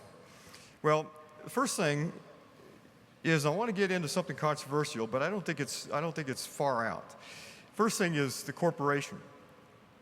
There's a decision in 1886 which allegedly, and it's a more complicated decision than I'm going to describe it, but allegedly gave the legal rights of persons to corporations. Now, we'd had a long history of warnings about corporations. Go back to James Madison and Thomas Jefferson and Abraham Lincoln and lots of people who looked at corporate behavior and said, hey, we got a problem here.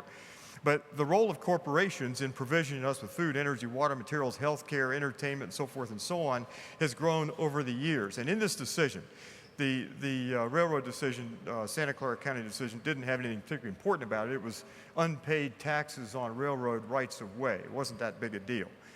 But in the way the decision was written up and the way it was interpreted, the court said that, or it was assumed that the court had said, that corporations have the legal rights of persons. Now, you and I are persons, and we can be in one place at one time. Our assets are limited, our lives are limited, and so forth. Corporations can be all over the planet. They can live for many years, in some cases centuries, and they have no conscience. We have a conscience when it's honed and used properly.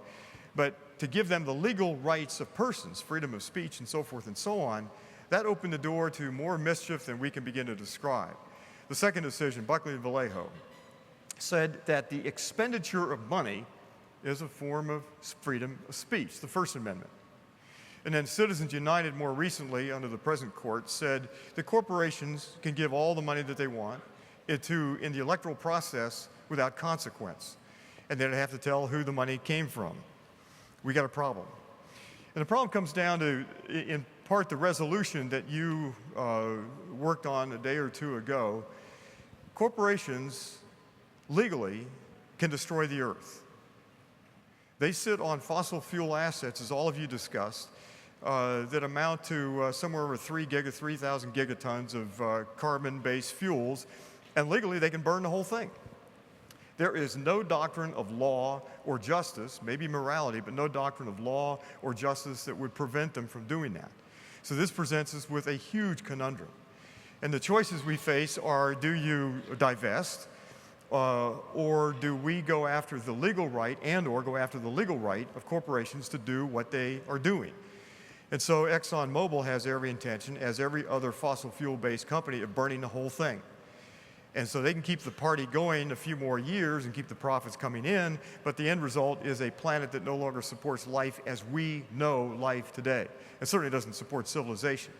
And so this is an issue about the rights of corporations. And our choices are to basically confiscate or to compensate. And so we struggle to find ways in which you can resolve their rights as persons and large holders of assets and power with our right to survive on the earth and the rights of future generations as well. So that's one possibility. Here is a second issue. We've made markets into something that resembles God. And that's no new revelation here to you. And if you pay attention to lots of theology and lots of work in economics, this is a well-known fact. This is the crew that, by the way, Time magazine selected in 1999 on a cover issue to save the world. And they did a heck of a job. The front person there, Alan Greenspan, was quoted in New York Times in October after the banking collapse of 2008, saying that he had discovered a flaw in his thinking. Well, imagine that. Mark that down. There was a flaw somewhere in the way the economy works, this growth economy. But you can't necessarily read this slide, but if we made a list, or you make a mental list of all of the things that are wrong with the present economy, and just start at the top of that list on the screen here, we're trying to calibrate the laws of economics as we understand those that began with Adam Smith in 1776 in the publication of a little book called a big book called The Wealth of Nations, with the way the earth works as a physical system. And that's 3.8 billion years old, and to calibrate these laws of economics that we kind of stumble along and we believe that they're laws with the way the earth works as a physical system, it isn't going very well. And then the last item here, among others, you can make a long list of things that are wrong with the economy. The belief that somehow the more stuff that we have, the happier we are. Well, we have a problem because everybody knows, certainly in this room knows, that the amount of stuff you have doesn't make you happy. Beyond some fairly minimal level, the amount of stuff just adds to your problems. And so it turns out when people study the happiness of Americans, our happiness peaked statistically about 1957. Now, for me, it was a little bit later, but that's another issue. But the amount of stuff that we had, so that flat lines like this, but the amount of stuff we had keeps rising like that. Then you've got to explain why is it that delta between the amount of stuff we have and our happiness level is so large and continues to grow. Well, it's one of those moments where you slap your forehead and go, duh. We know that. And we know the things that make us happy are the bonds that we have with each other. It's the neighborhoods. It's what you do in your church. It's friendships that you have. It's music. It's poetry. It's baseball, whatever it may be, but it isn't stuff. And so that's another issue. And then finally, I want to address this. So many of the things that ail us have to do with inequality that is a direct result of corporations and the way we conceive how we earn our keep in the world and inequality. So when you run the numbers come out somewhere between 400 people easily could fit in this room several times over. 400 people have more net wealth, not income, but net wealth than 150 million Americans. And we wonder why we don't have money for the things that cause us to rebuild our communities and our transportation system and our educational system, and why you struggle to fund young people that want to go into the pastorate. Well, there's no mystery here. Money has migrated to the top. The middle class in American society is sliding down. And so when you ask, why were we dense to warnings about climate change? Why the first warning given to a U.S. president was 1965. This is now 2013. We still do not have a de jure, a legal climate policy. So no particular mystery. Let me go on to say a few things about what we ought to do. George Orwell. If you haven't read George Orwell recently, pull him out off the shelf.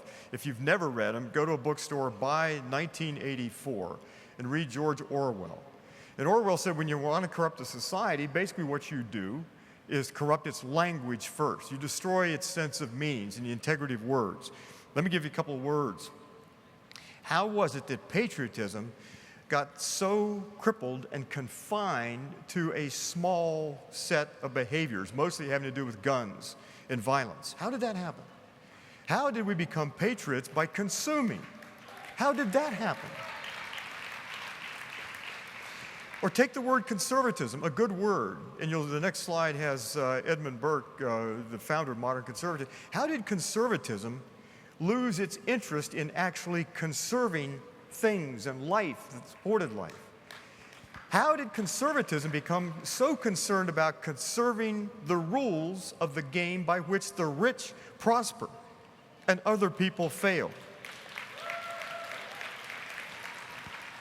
How is it that liberalism, that meant a broad approach to life, an openness to life, how did that become a dirty word? Do you remember, if you're old enough, the debate with 19 with George Bush and Michael Dukakis?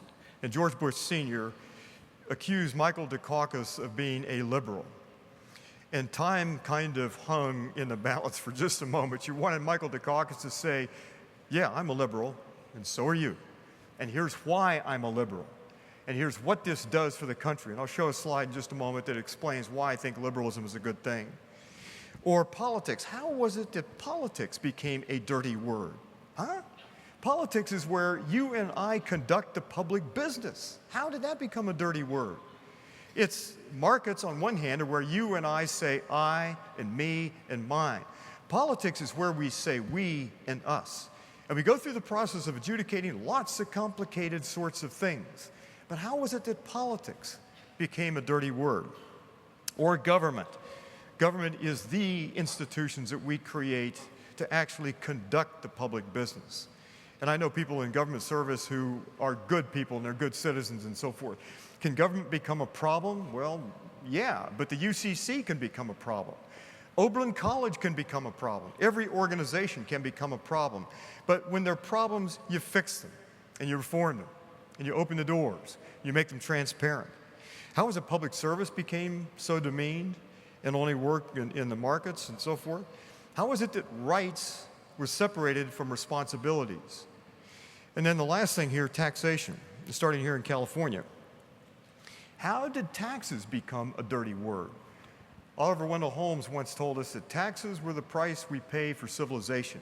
And they're a good thing as long as they're assessed fairly and they're put to good purposes that otherwise can't be achieved in markets. Taxes aren't a bad thing. But when you skew them and you allow corporations to get by without paying a fair share or any taxes at all, that's the problem. It isn't taxes, it's how they're assessed. Here's liberalism. You can't read that necessarily, but think of what we've gotten from liberalism over the course of the past, or liberals over the course of the past century or longer. Public education, child labor laws, 8-hour workdays, Social Security, women's rights, civil rights, clean air, international law, peace movements, and so forth. You can make a much longer list than I have on the screen. Liberalism is a good word. It is not a word to be ashamed of. It is our instinct to push for justice. But then so is conservatism. And if you think about the way these words work, they're flip sides of the same coin. Anybody's going to be a liberal on some issues at some time, and on other issues you're going to be conservative. And as old as I am, that changes over your life. You go from being a liberal on some issues when you're 18 or a conservative, and you'll change your opinion, and the opinions vary. We're complicated creatures. It's called thinking citizens. And so we will change opinions, and we change opinions as we're able to engage each other. Now, Edmund Burke is on the screen. Edmund Burke wrote a little book called The Reflections on the Revolution in France. Came out in 1790 as a product of the French Revolution. And in that, and in the quote here, Burke describes as a good conservative that conservatives stand midway between a distant past and a distant future. They were obliged to honor the lives and the opinions and wishes and accomplishments of people that came before them. But then they were obliged to send the things on, this what he called an entailed inheritance, to the future generations. Now, if Burke were alive here today as a conservative, He would say that one of the things that you pass on isn't just religion and customs and laws, but it's also a decent planet on which religion, customs, laws depend. He would be for taking instant climate action because that is a conservative thing to do. It's the right thing to do. So we're not just liberals or conservatives, we're a little bit of both, but some people have a good thing going by dividing us and calling you ultimately a liberal or a conservative and keeping you apart. We've got to come together. This isn't a matter of right and left, liberal versus conservative. This is a matter of us versus or with future generations. So take back our language. Now, I'm going to close. A UCC member, I can't remember his name now, but he said something just recently about invest and divest. Did you watch the tail end of President Obama's speech? Invest in those things that support life. Divest in all those things that don't support life or place it in jeopardy altogether. This is that choice that we face. And this is the choice that all of us face. So I applaud your efforts on this. And this is a matter of utmost importance.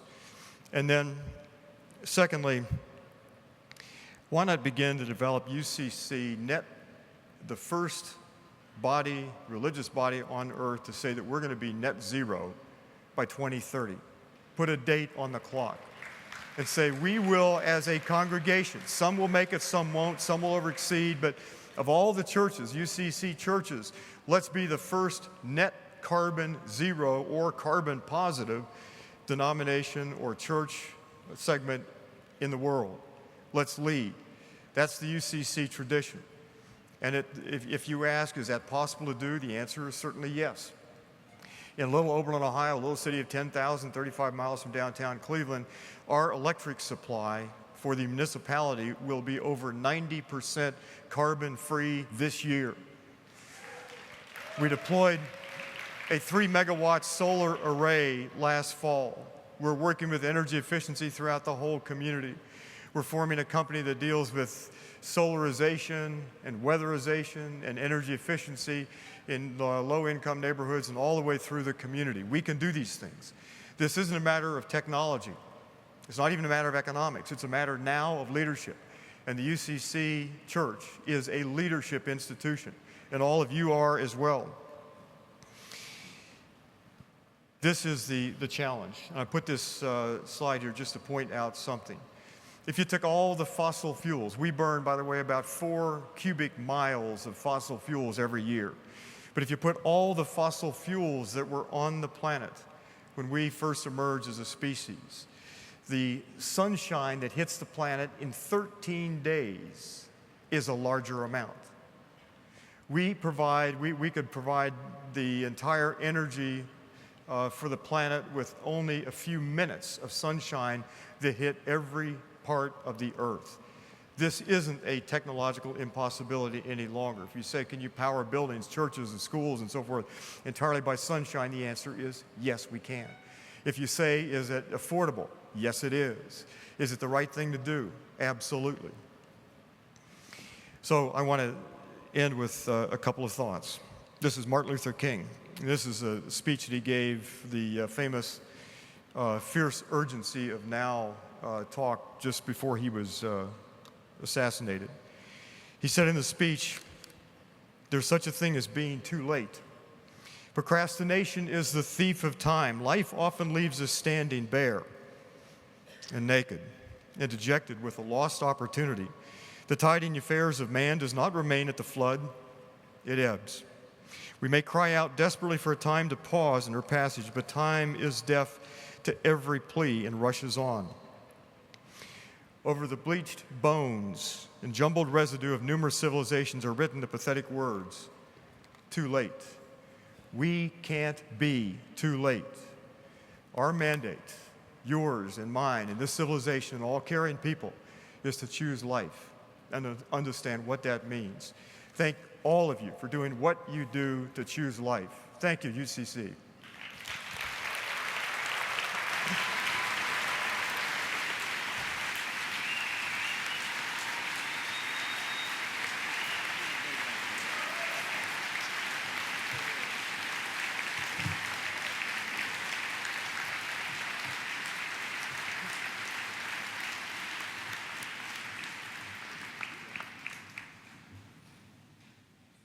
Thank you, David. We'd like to take a moment of moderator privilege and invite Linda Jaramillo, the Executive Minister of Justice and Witness Ministries and an officer of the church, to microphone 5. Good morning, church. I have a message for all of us. It is that message that I shared around liberation, hospitality, and accountability. Many of us are aware that hotel workers typically face low wages, few benefits, and very hard work.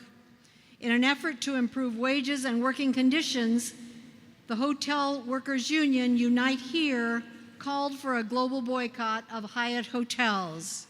A very special thank you to all of you in our local churches and everywhere throughout the church for your support in this endeavor. The UCC General Synod honored this boycott when we planned this General Synod and did not stay at the Hyatt right next door to the Long Beach Convention Center. Now, today, Unite Here and the Hyatt Hotel Corporation has reached an agreement.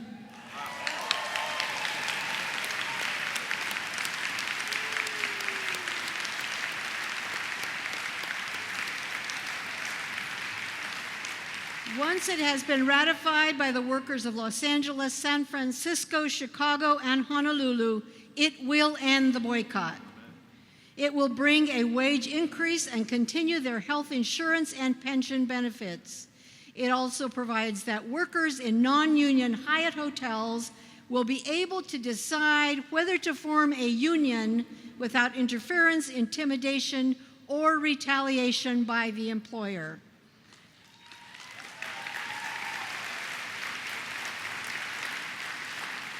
I want to give a very personal shout out to all of our staff, Edie Rassel, our meeting services folks, everyone who were so engaged and so involved in this whole movement, and to our youth for Friday morning taking action on the steps at this convention.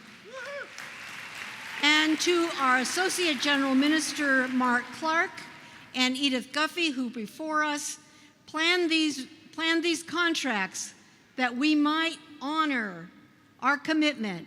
And I have a message for you from Unite Here. Thank you. With sincere gratitude to the General Synod and the United Church of Christ for your support and ongoing commitment to worker justice. Thank God.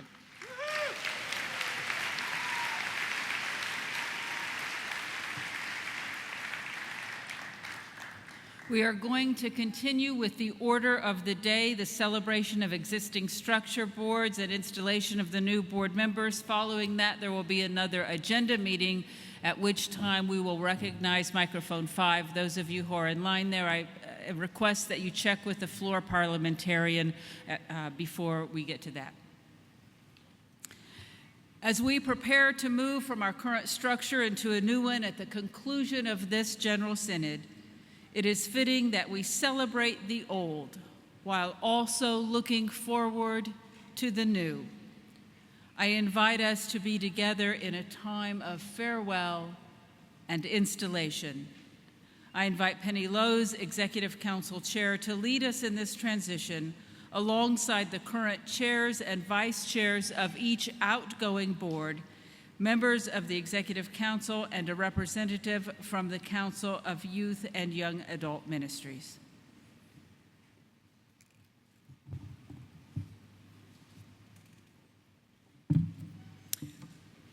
We ask that the outgoing board and council members move to the center aisle and across the front of the stage. Arrange yourselves in 2 rows. Please be guided into place by the youth. At the same time, we invite the incoming board members to gather back at the bar of the house by the center aisle.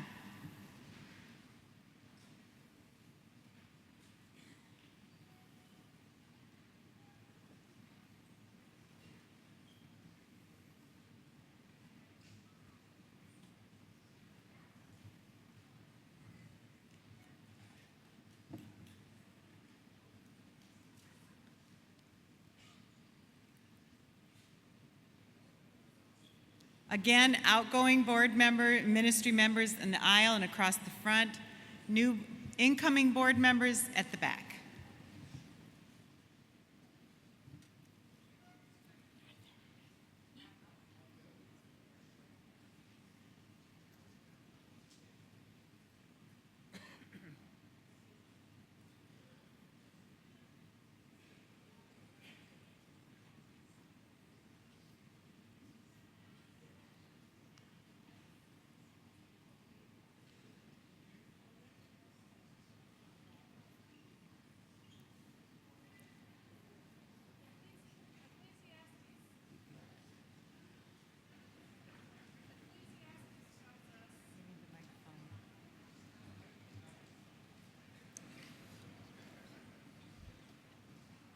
Is it on? Ecclesiastes tells us. Does she need to turn it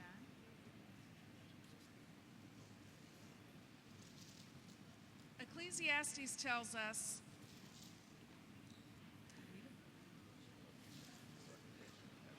It's on now. I think it's on. Ecclesiastes tells us that for everything there is a season and a time for every matter under heaven. And that God has made everything suitable for its time, putting into our minds a sense of the past and the future. So it is with the church, with our denomination, the United Church of Christ. God has made everything suitable for its time. We are informed by the roots of our past, which nourished the growth to the present.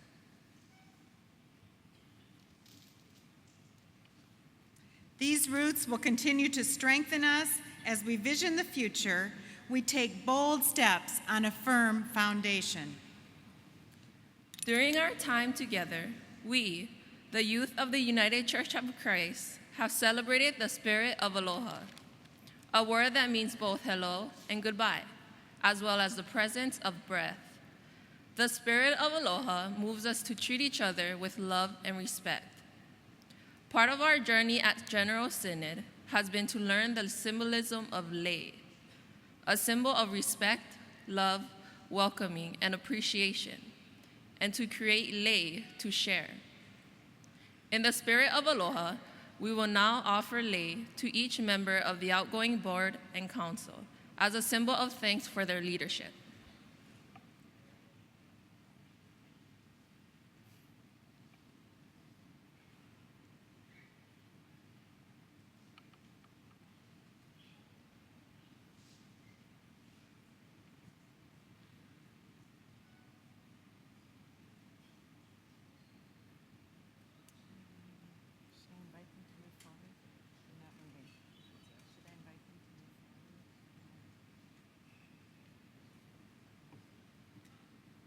Invite the incoming board members, the new board, to begin to move forward.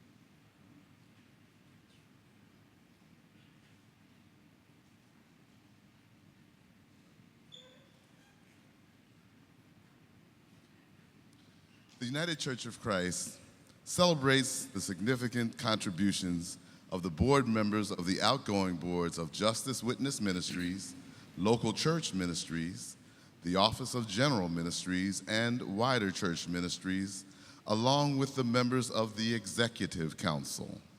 We recognize that this time of passage brings both joy and sadness. We offer our gratitude for all that you have done to enrich the life and ministry of the United Church. of Christ. We thank all the settings of the United Church of Christ for the love, kindness, and support shown to us. We ask for forgiveness for the mistakes we have made. We are grateful for the ways our leadership has been accepted. As we leave, we carry with us all that we have learned.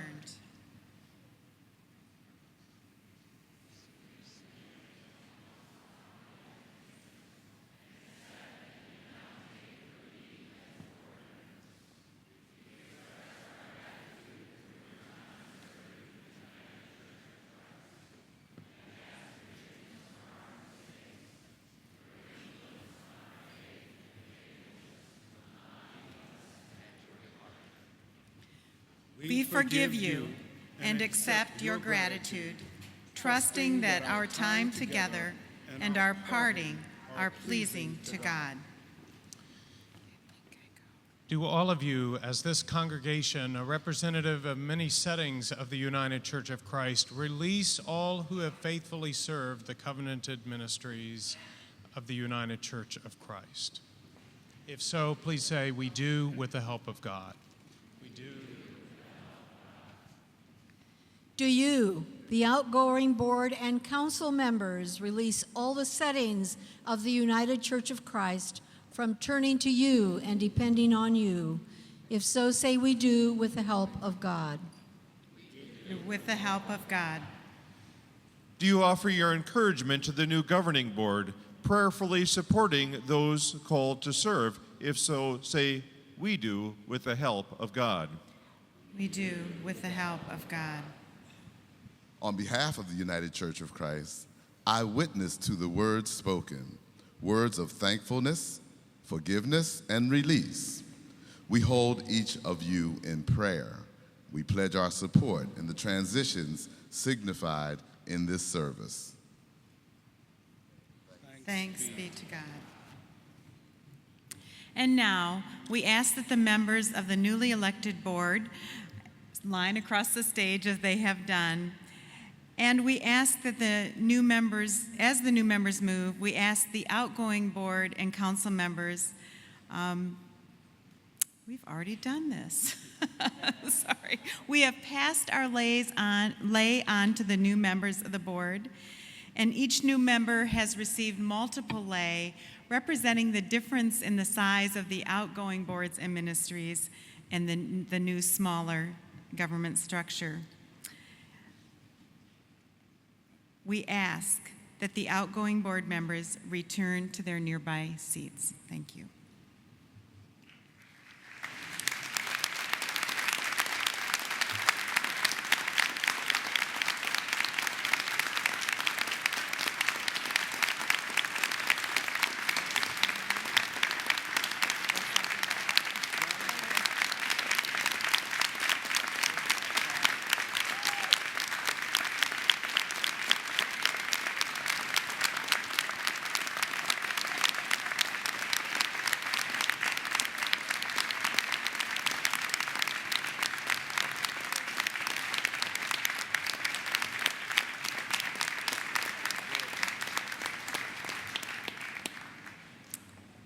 Today, we recognize the end of one model of leadership and the beginning of another.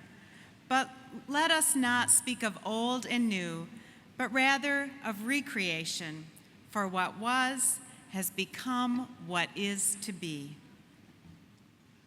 Grace, mercy, and peace to you from Jesus Christ, the head of the church in heaven and on earth. Glory in the church and in Christ Jesus in all generations, forever and ever. Amen. We recognize the diversity of gifts that each person here has brought and will bring to the United Church of Christ. There are different kinds of spiritual gifts, but the same Spirit gives them. There are different ways of serving, but the same God is served. The Spirit's presence is shown in some way in each person for the good of all. Christ is like a single body, which has many parts. If one part of the body suffers, all the parts suffer with it.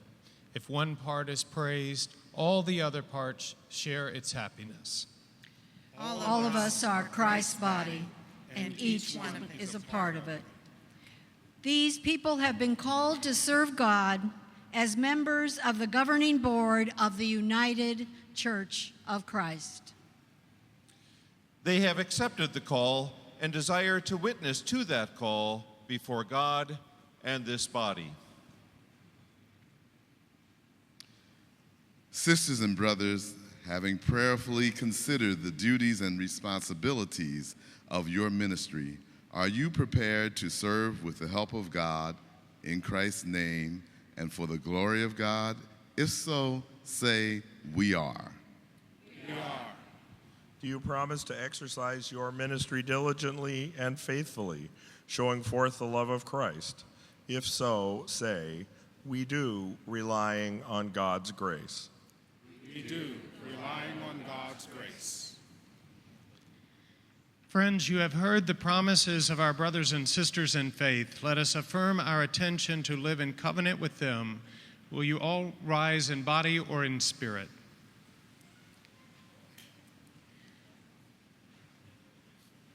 Together, we celebrate with you as partners in the service of Jesus Christ. We promise to love you, honor your leadership, and assist you, that together we may be a faithful church of Jesus Christ. Sisters and brothers, let us share in a moment of prayer. Eternal God, you have called these, our brothers and sisters, in service to the United Church of Christ. Send your Holy Spirit upon them, that they may serve with honor and faithfulness. Help them to be diligent in their duties, that your church may prosper in the mission and vision you place before it. May their example prove worthy for all of us to follow, as we are united in Christ's ministry to the glory of your name. Amen. In the name of Jesus Christ, I rejoice to announce you are recognized and affirmed in your ministry with the United Church of Christ. Rejoice.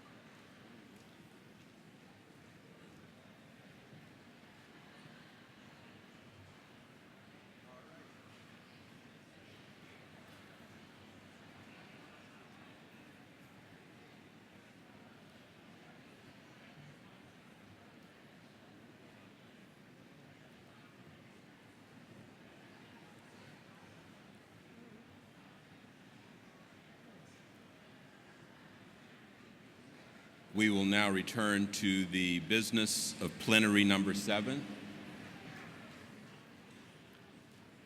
We'll now return to the business of plenary number 7.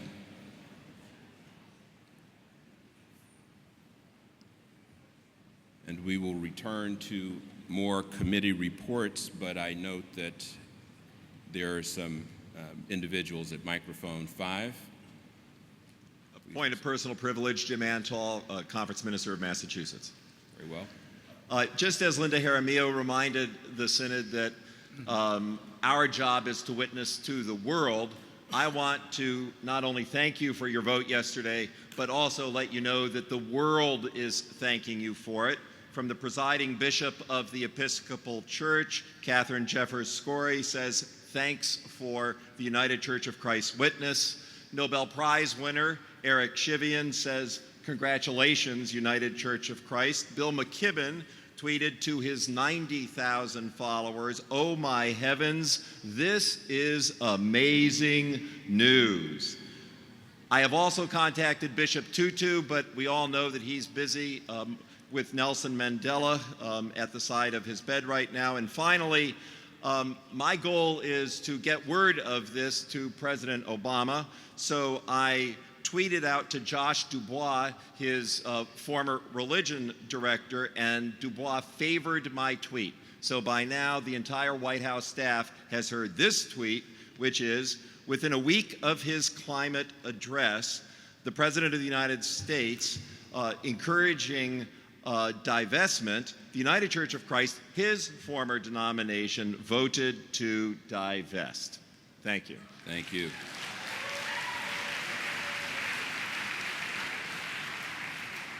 We have another speaker at microphone 5. Joshua Simon, Wisconsin Conference. Please proceed. Mr. Moderator, I request that a minority resolution in regards to Resolution 5, the seminary and debt bill, be presented in the current business or in the next business following break.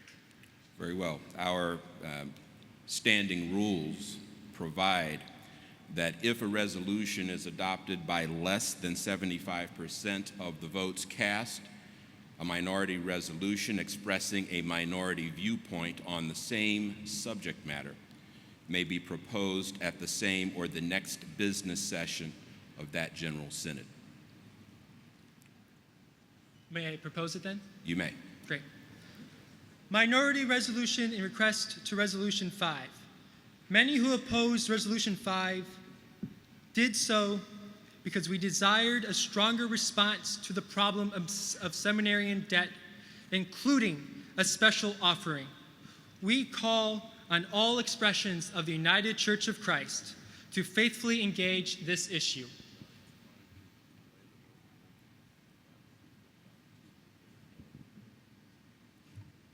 Very well.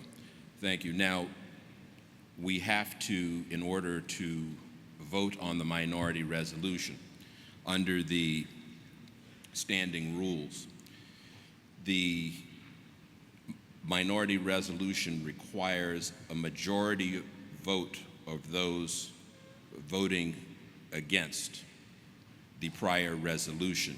And so we have to take time in order for the conferences to determine who those votes were. All right? Yes. Thank you. Great, thank you. All right. Microphone number 5. Adam Izbitsky, Massachusetts Conference. Mr. Moderator, a point of personal privilege. Yes, sir. As we have been so reminded and is so important in our personal efforts on climate change, sometimes we have to comfort the afflicted and sometimes we have to afflict the comfortable. So I hope you are all comfortable in this great air conditioning, but I request that we could perhaps raise the temperature in here or go to basic lighting or something that uses less fossil fuels. Thank you. Thank you.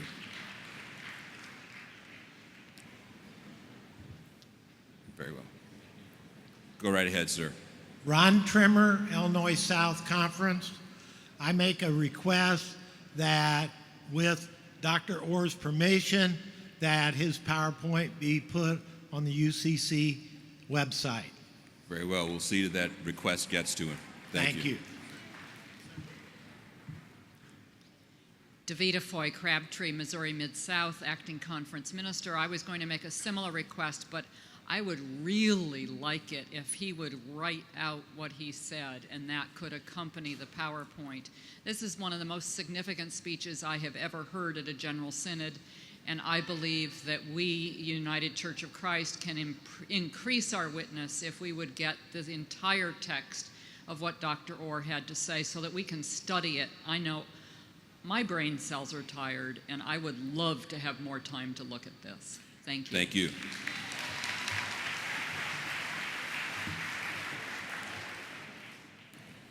All right. Now moving forward with our committee work, I'd like to now turn our attention to, give me just a second.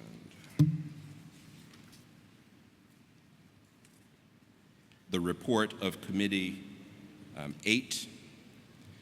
The business handled by this committee was resolution, the United Samoan Ministries of the United Church of Christ request to be recognized as a historically underrepresented group and member of the Council for Racial and Ethnic Minorities.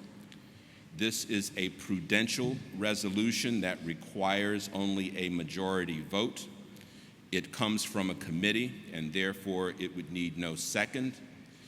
This is the only business that comes from Committee Number 8, and I now call on Bob Batchelder to present the recommended action from the committee. Bob? Thank you, Mr. Moderator.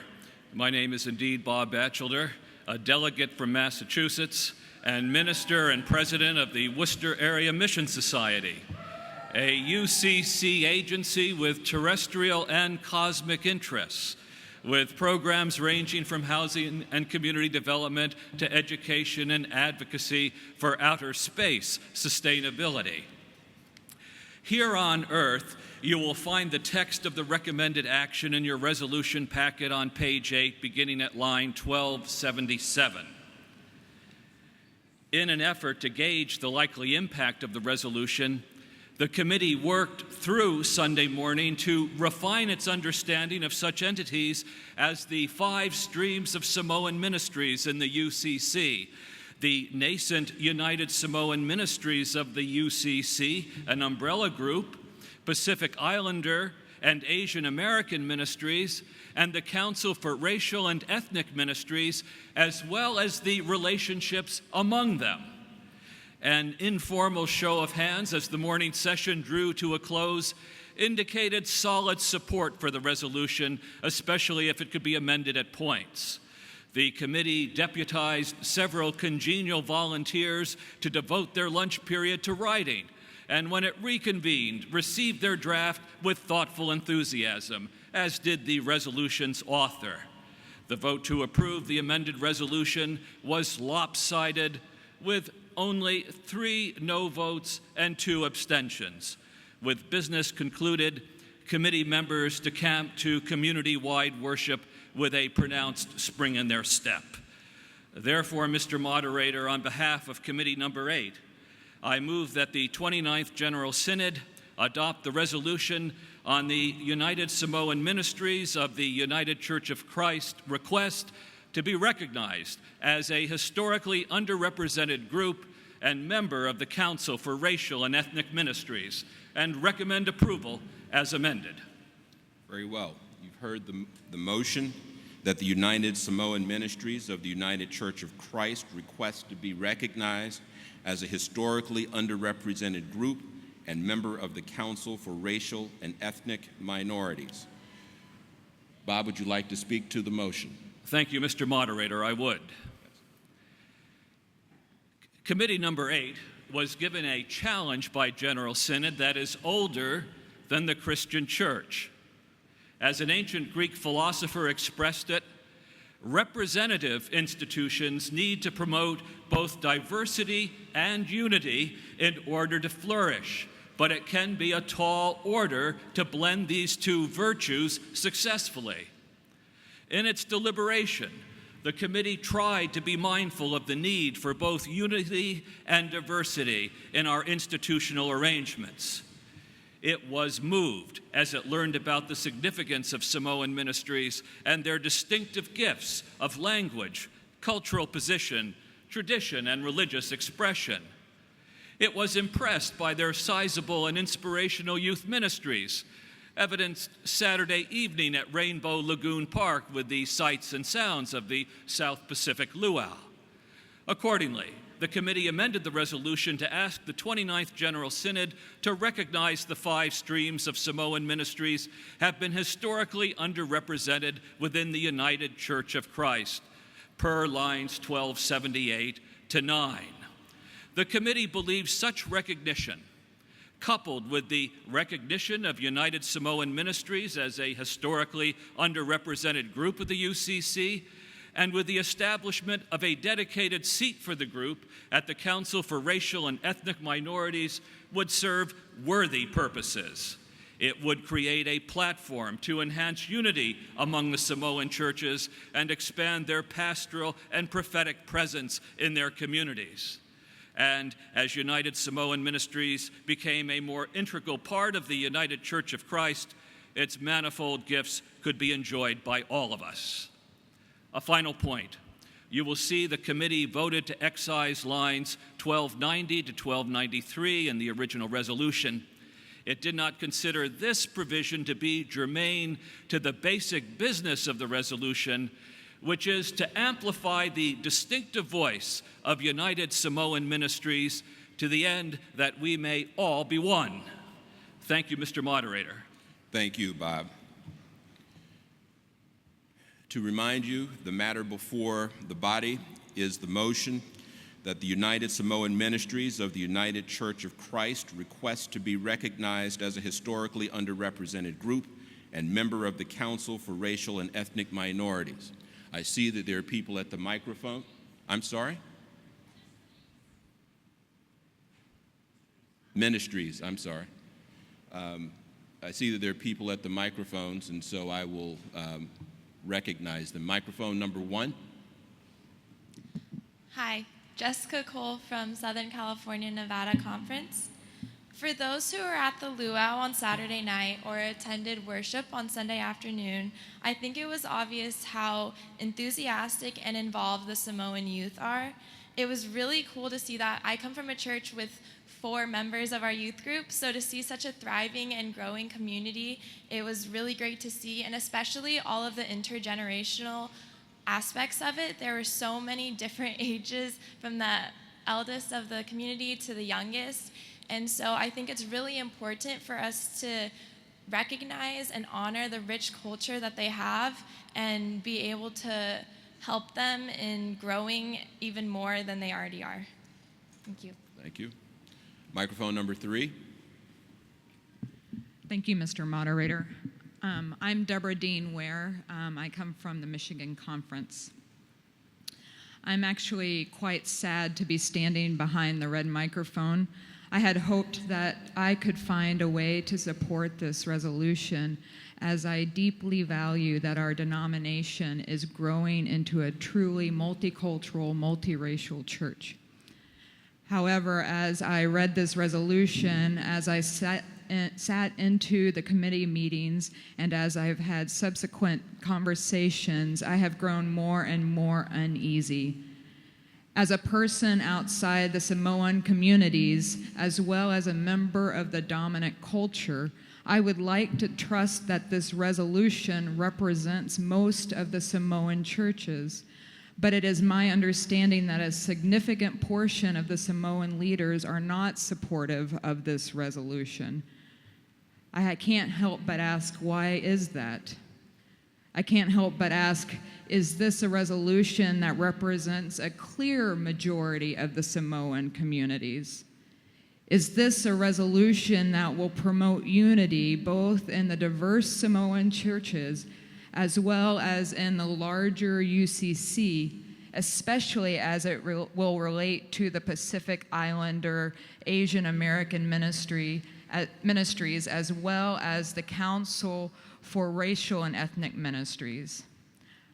I hope that the Synod will consider these questions carefully before voting on this resolution prematurely. Thank you. Microphone number 2. Felix Villanueva, the United Church of Christ in Southern California, Nevada. I'm the conference minister, and our conference is the author of the first resolution and this resolution. I just want to correct my sister that just spoke. Our Samoan ministry stable has active members of 3 of the 5 groups, and if that's not a majority, then I'm in the wrong place. And we work together in doing ministry in this conference. In addition to that, the Samoan churches in this conference are the largest growing, fastest growing community in the United Church of Christ. One thing I have learned about the Samoan community is that they understand what covenant really means, which sometimes I don't find that in our historical churches. Finally, I just want to urge you, it took us decades to recognize our gay and lesbian brothers and sisters. It took us decades to recognize my community, the Latino community. How long is it going to take us to recognize a vibrant, growing, loving, faithful to the UCC community? I urge you to vote yes on this resolution. Microphone number 4. Charles Buck, Hawaii Conference Minister. I'm not going to respond to what was just said. I will simply say that in Hawaii, Samoan churches are a major group there. They make a significant contribution to the life of the Hawaii Conference and to the entire United Church of Christ. You will find no greater fan of of Samoans and the Samoan Church. I'm always looking for ways to increase their voice and presence in the life of our association, conference, and the United Church of Christ. It's difficult for me to have to say that I have some reservations then about this resolution. Let me share simply 2. First is, despite the unanimity suggested by this resolution, there are a number of Samoans who have very deep concerns about it. In fact, Samoans in Hawaii, for example, have invited repeated conversations with their colleagues in Southern California, from where this resolution originates, and they've been told, sometimes not so politely, no. And some have asked why Samoans from Hawaii then are not here to say that, and the answer is simple: it's expensive to come here. They can't afford it. The second thing is this: it's been argued that no quorum group ever had unanimity before they were recognized by General Synod. But what's envisioned here is actually a little bit different. We're talking about many churches that are not just UCC, but dually affiliated with other denominations: the Congregational Christian Church of American Samoa, the Congregational Christian Church of Samoa. This is an unusual case of other denominations being integrally or organically involved in the life of the UCC. Might be a new paradigm. It might be also a can of worms. I don't know. I'd like to take a little time to understand that. Let's understand the ecumenical and international implications of that. So I want to do the right thing, want to do it for the right reason, but I'd suggest that before we approve this, let's understand it. I'm with the concept, not just with this particular resolution at this time. Thank you. Microphone number 1. I'm Sally Buffington, delegate from Southern California, Nevada. My perspective is on serving on the Church and Ministry Committee in the Southern Association of our conference for the past 3 or 4 years, and therefore seeing Samoan ministers, interviewing them, also meeting them and hearing their choirs at annual gathering. And I am impressed they are people of very deep faith. I think they have much to teach us.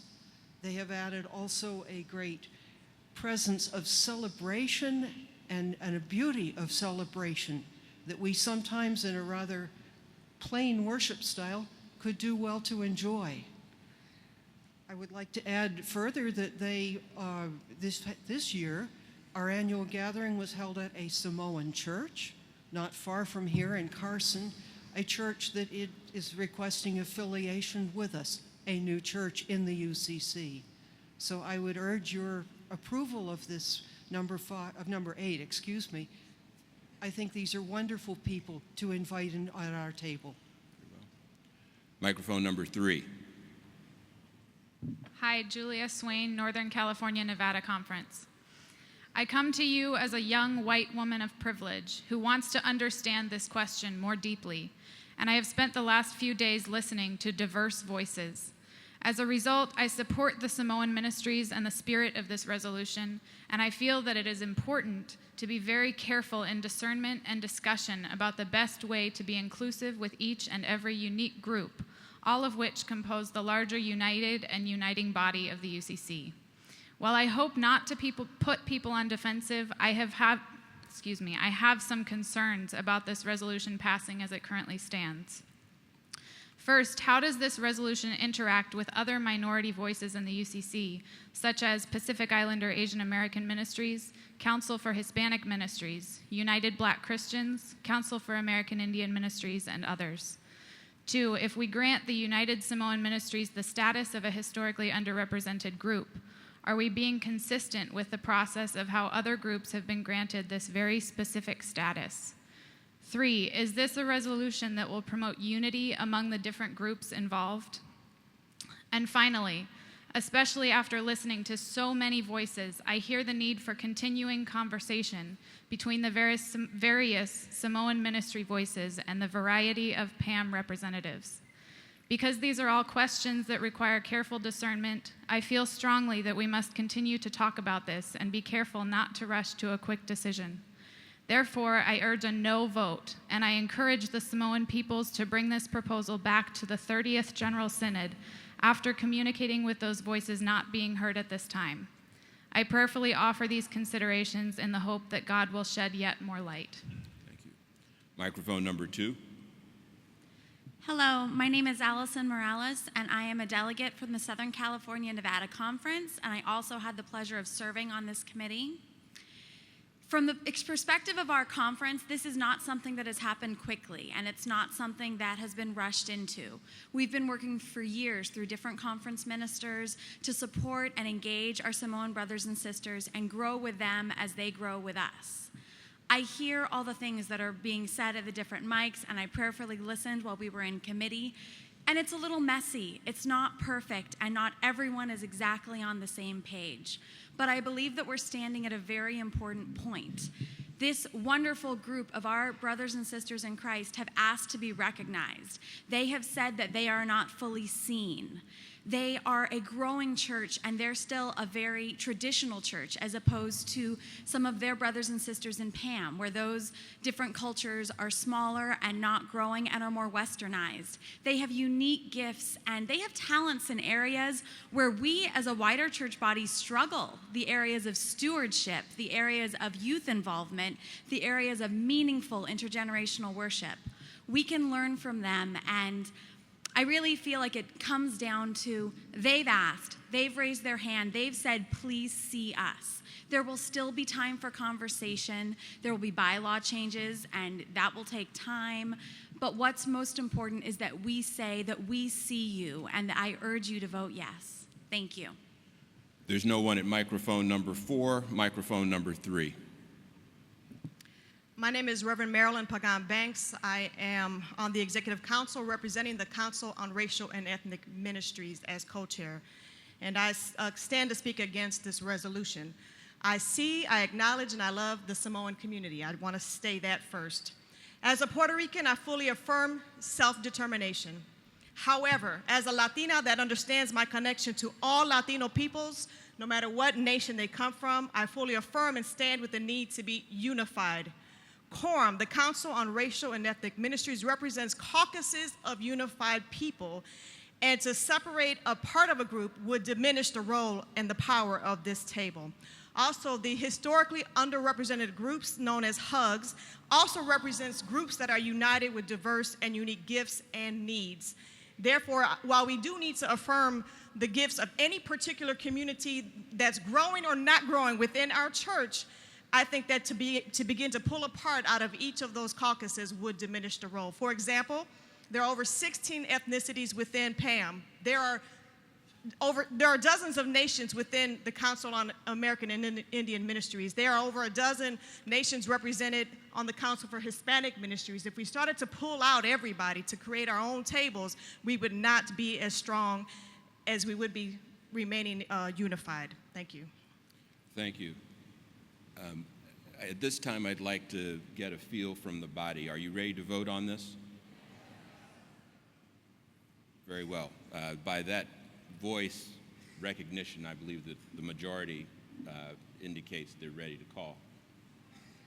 No? All right, well, let's put it to a vote then. All right?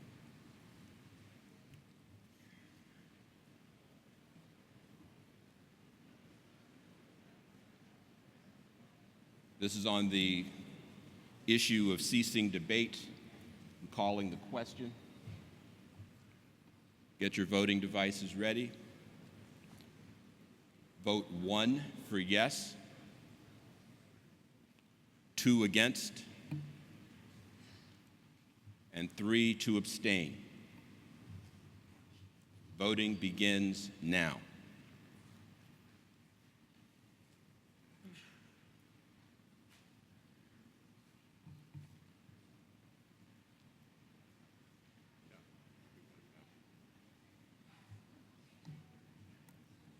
You're right.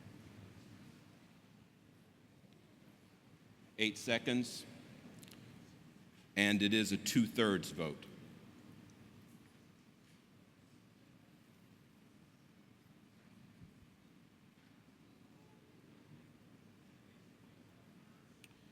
With 753 responses, it does not carry. We will continue with debate. All right.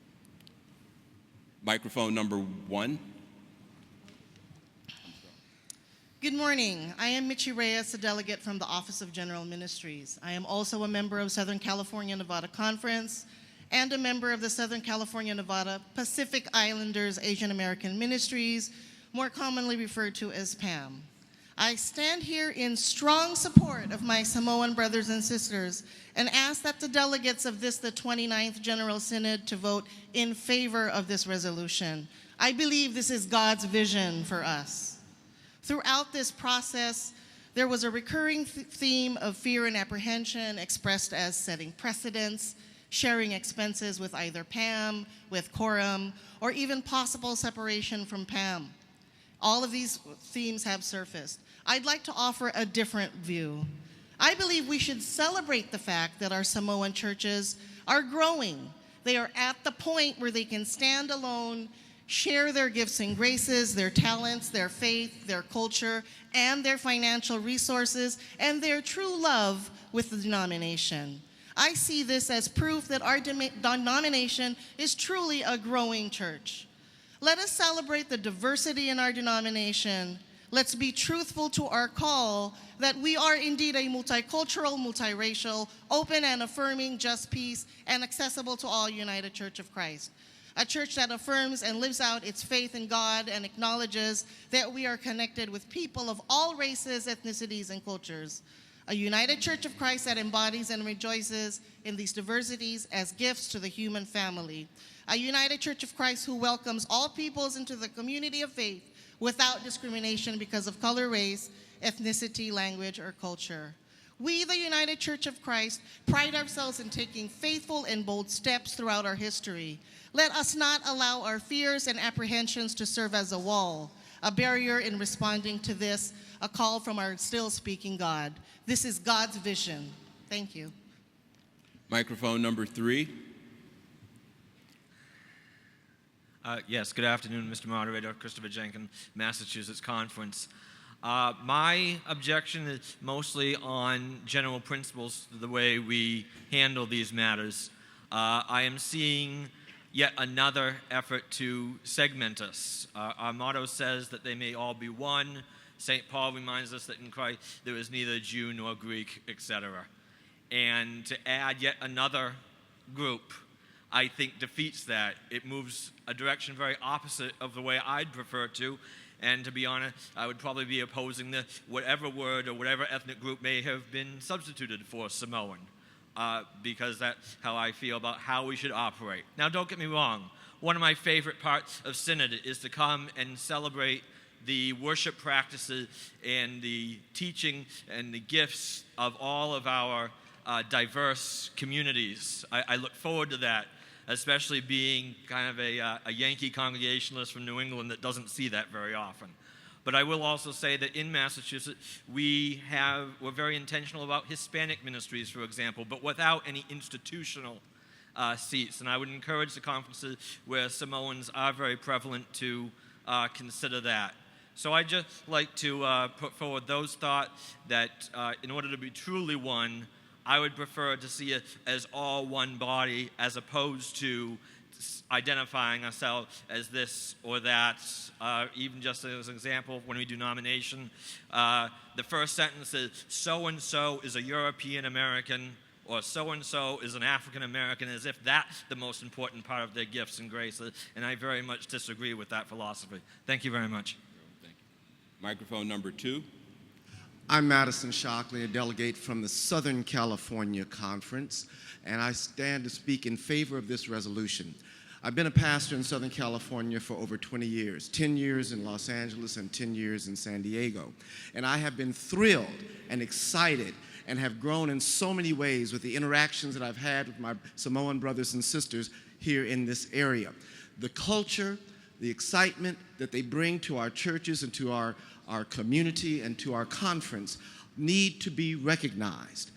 It has been a fantastic contribution as we've watched the churches grow and expand and increase their commitment to the United Church of Christ in every way that they can. And so I'm hopeful that we will affirm and recognize the United Samoan Ministries in this vote today. And I'd like, in case we run out of time, to cede the balance of my time to my colleague from Southern California, Misi Tagaloa. Misi Tagaloa from the Southern California Nevada Conference. This resolution has been 60 years in the making. When Samoans were recruited for World War II and they came out, migrated to Southern California back in the 40s, they started to look for a place to have their voice.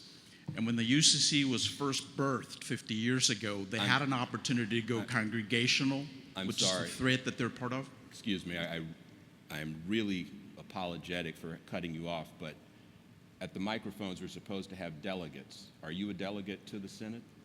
I'm a visitor, a voice without vote. Go right ahead. Thank you, Mr. Moderator. Can I get a few seconds? No, you can give him the time back. It's my mistake. So the Samoan community has had an opportunity to go congregational or UCC. We were split. Some went congregational, some went UCC. Our church went UCC. So we've been trying to find a place, and then we were told to go to PAM.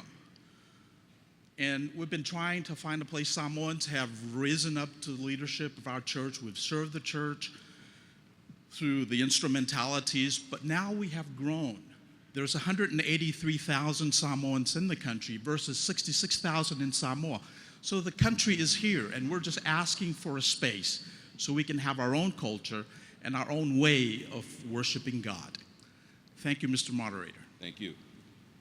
Microphone number 4. Name is Madeline Alsop. I'm a delegate from the Rocky Mountain Conference. And I'm just wanting to say that I don't want to vote on this resolution until we hear from some more Samoan voices. I can't vote a yes or a no. And so I would ask all the delegates who are standing in front of microphones, if you have individuals who are members of the Samoan churches, please let them go ahead of you so that we can hear from them, because I feel like we've been hearing from those who have the privilege of speaking already. Thank you. Thank you.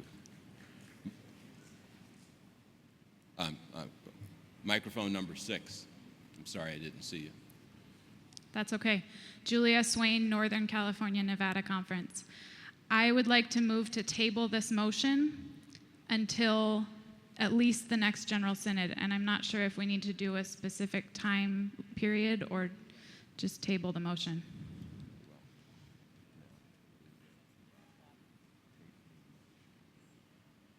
Give me just a minute while I consult.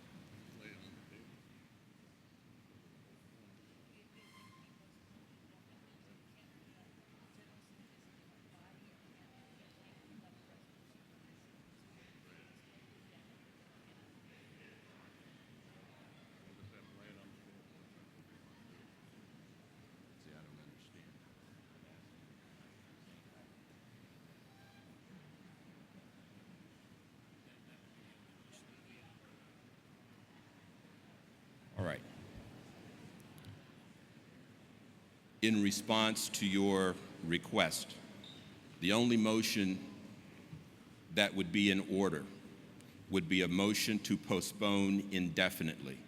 Is that the motion that you wish to make? If I move to postpone indefinitely, right. If I move to postpone indefinitely, what's the possibility of this issue coming back to a later synod? There would have to be a new resolution. Okay, All right? I so move. Very well. Now, a motion to postpone indefinitely requires a second. Very well. Speak to the motion, please. So, as I previously stated, I feel that we are not hearing all of the voices in this discussion. We have Samoan representatives from Hawaii who can't be here, who are very opposed. We have several names mentioned on the resolution who have clearly stated that they are not in favor of this resolution. And I feel that we need, as a synod, to hear all of the voices that are included in such a decision.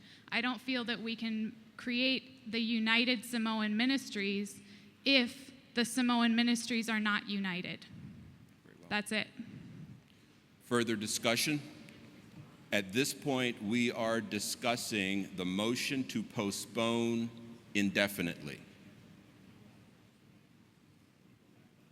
Is there any? Microphone number 3. Paul Clay, Southern California, Nevada. I'd like to speak against postponing. There's two things that I've heard. One is that we need more discussion about including them in quorum. The motion itself says that it encourages the Executive Council to consider a change in bylaws so that there is a seat on quorum. There will be continued discussion even if we pass the resolution. Also about reaching unanimity among the Samoan communities. I believe it's important that we move forward. I think we are all aware of issues on which people in the United Church of Christ are not unanimous. And we are looking at recognizing the Samoans as a historically underrepresented group. I believe we represent all, and the conversations between the Samoans, I'm sure, will continue. Thank you.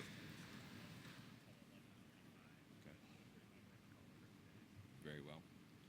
Microphone number 2. Again, we're speaking to the motion to postpone indefinitely. That's correct. I'm Charles Buck, White Conference Minister.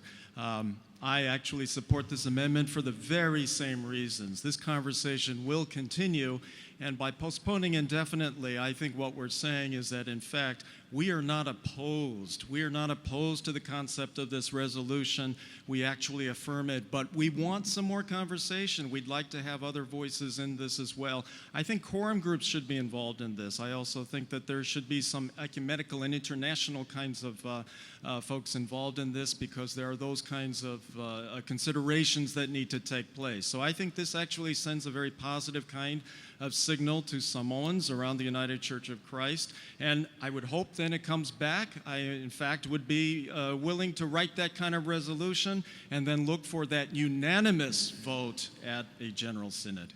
Thank you. Microphone number 4, and again, on the motion to postpone indefinitely.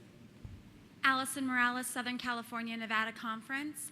I would urge us to not postpone this indefinitely. I disagree with the statement that it would send a positive message.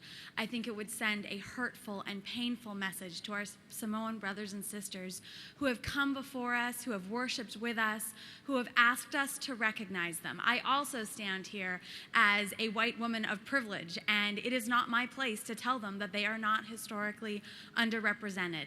And I also feel it's important to say that it is a little messy and it's not totally comfortable, but we can't be in the practice of organizing our minority groups in ways that are comfortable and efficient for the majority.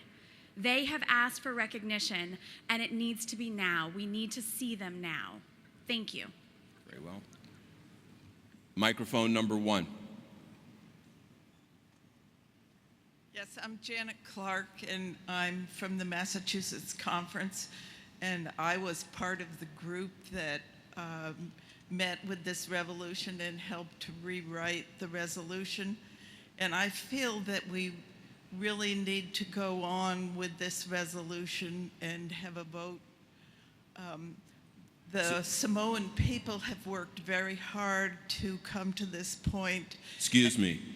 Are you speaking to the motion to postpone indefinitely? Because it sounds like you're speaking against that motion. I am speaking against that motion. You're at the wrong microphone. I'm sorry about that. All right. Microphone number 3. I'm Mike Underhill from Ohio. I too was a member of the committee.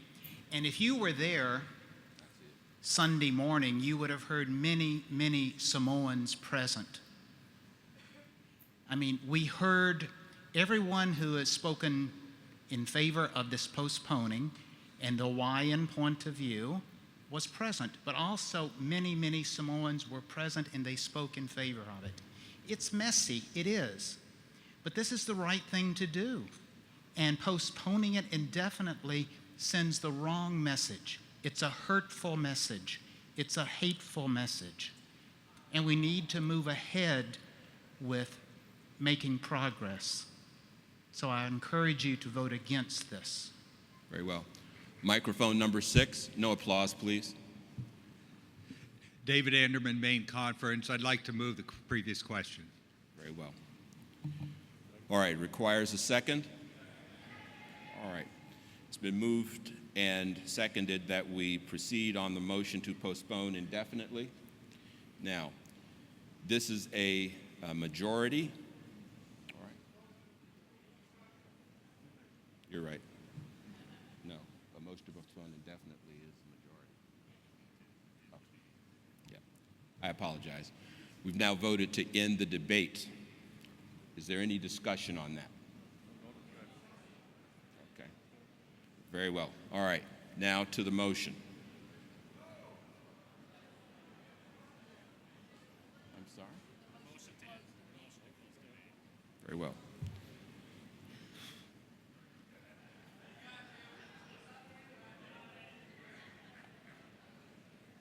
All right. So, this is the motion to close debate. All right. Very well. All right. This requires a 2/3 vote. Get your clickers ready. 1 for, 2 against, 3 abstain. Voting begins now. 2/3 vote.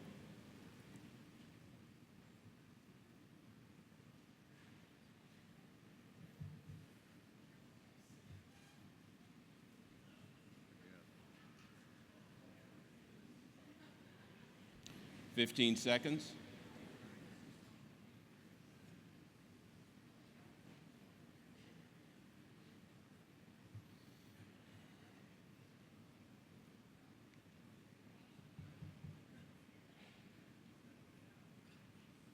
%, of 780 responses cast. All right, the motion carries. Now we will vote on the motion to postpone indefinitely. This is a majority vote. Your device is ready. 1 in favor, 2 against, 3 abstain. Voting begins now.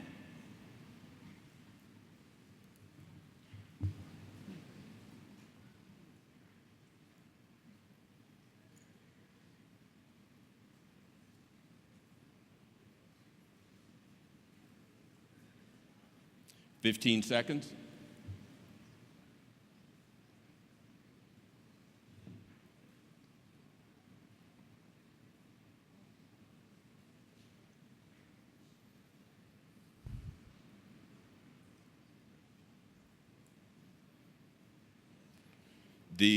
With 780 votes cast, the motion fails. That is, the motion to postpone indefinitely fails. All right? So now we're back to the main motion. Are you ready for the question on the main motion? Very well. Let's vote on closing debate. It requires a 2/3 vote.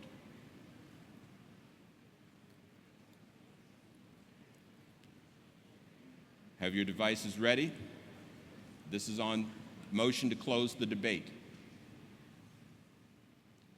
1 for, 2 against, 3 to abstain.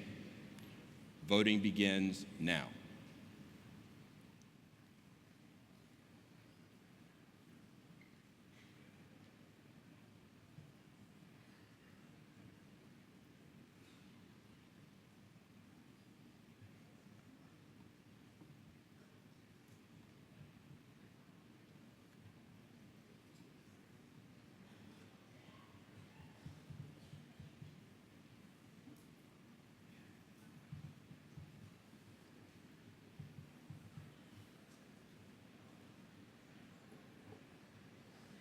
Fifteen seconds.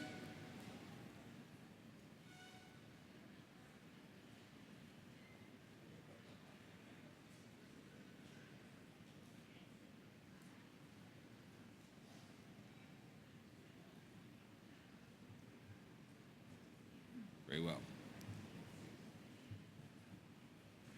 With 775 responses, the motion carries. Now we will vote on the main motion.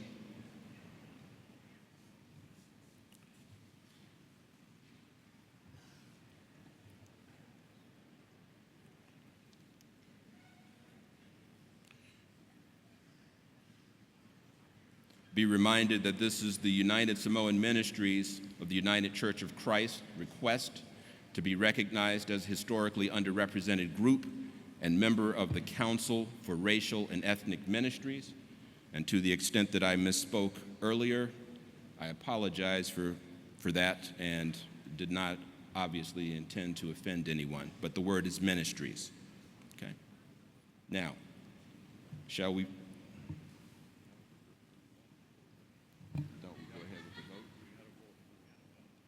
Very well. We're going to vote first, and then I'll call on microphone 5. Devices ready? 1 in favor, 2 against, 3 abstain. Voting begins now.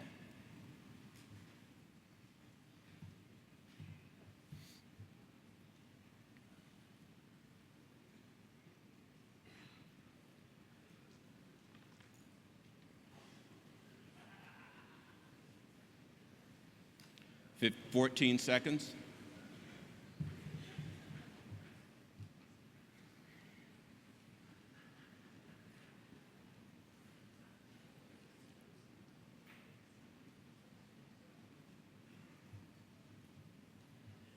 Very well.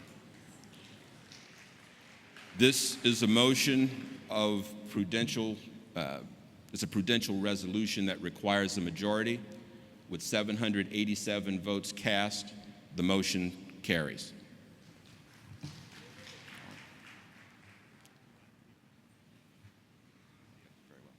All right. At this time, I once again invite Rita and Quinn to help us reflect on our time together this afternoon. Oh, you're right. I apologize. Microphone 5. Mr. Moderator, I'm Jim Mose, the Executive Minister of Wider Church Ministries and Co-Executive of Global Ministries. And on behalf of the Collegium, I would like to inform the Synod that we are committed to engaging our global and international partners in Samoa and American Samoa in the implementation phase of this resolution so that all voices are indeed included. Thank you. Microphone 5. Hello? Right. Yes. I'm Jeremy Farley from the Michigan Conference, and I'd like to have a moment of prayer after this intense debate. So, go ahead, please. or just in silence, please. Okay.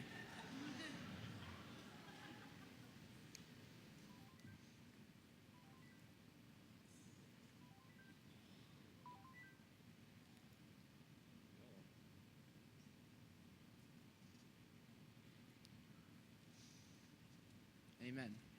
Thank you. Microphone 5. Mr. Moderator, our Cribs Delegate, Executive Council representing the pension boards.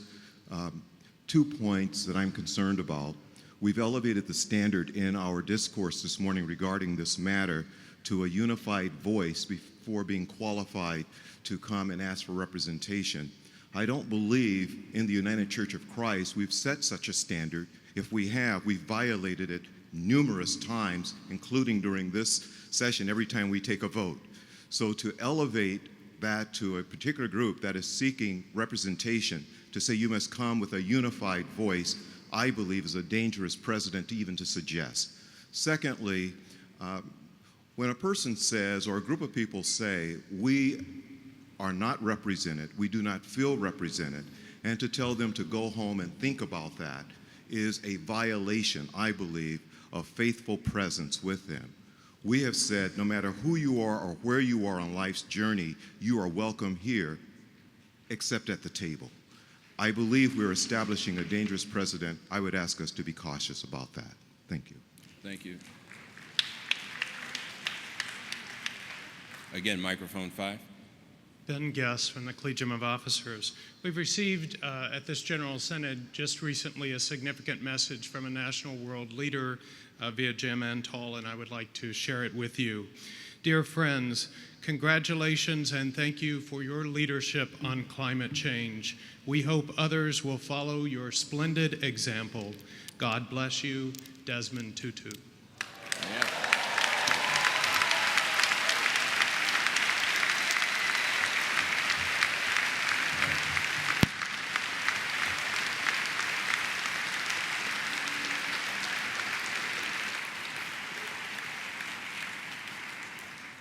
Now I invite again Rita and Quinn to help us reflect on our time together this morning.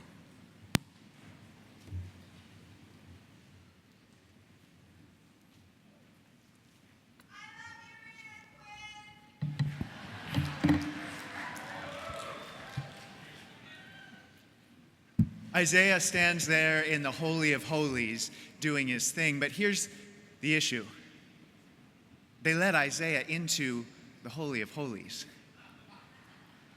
Moses stands before Pharaoh and says, "Let my people go," but here's the thing. They let him stand in the court and talk to the king. Nathan challenges David for what he did, but here's the thing. They let him talk to the king.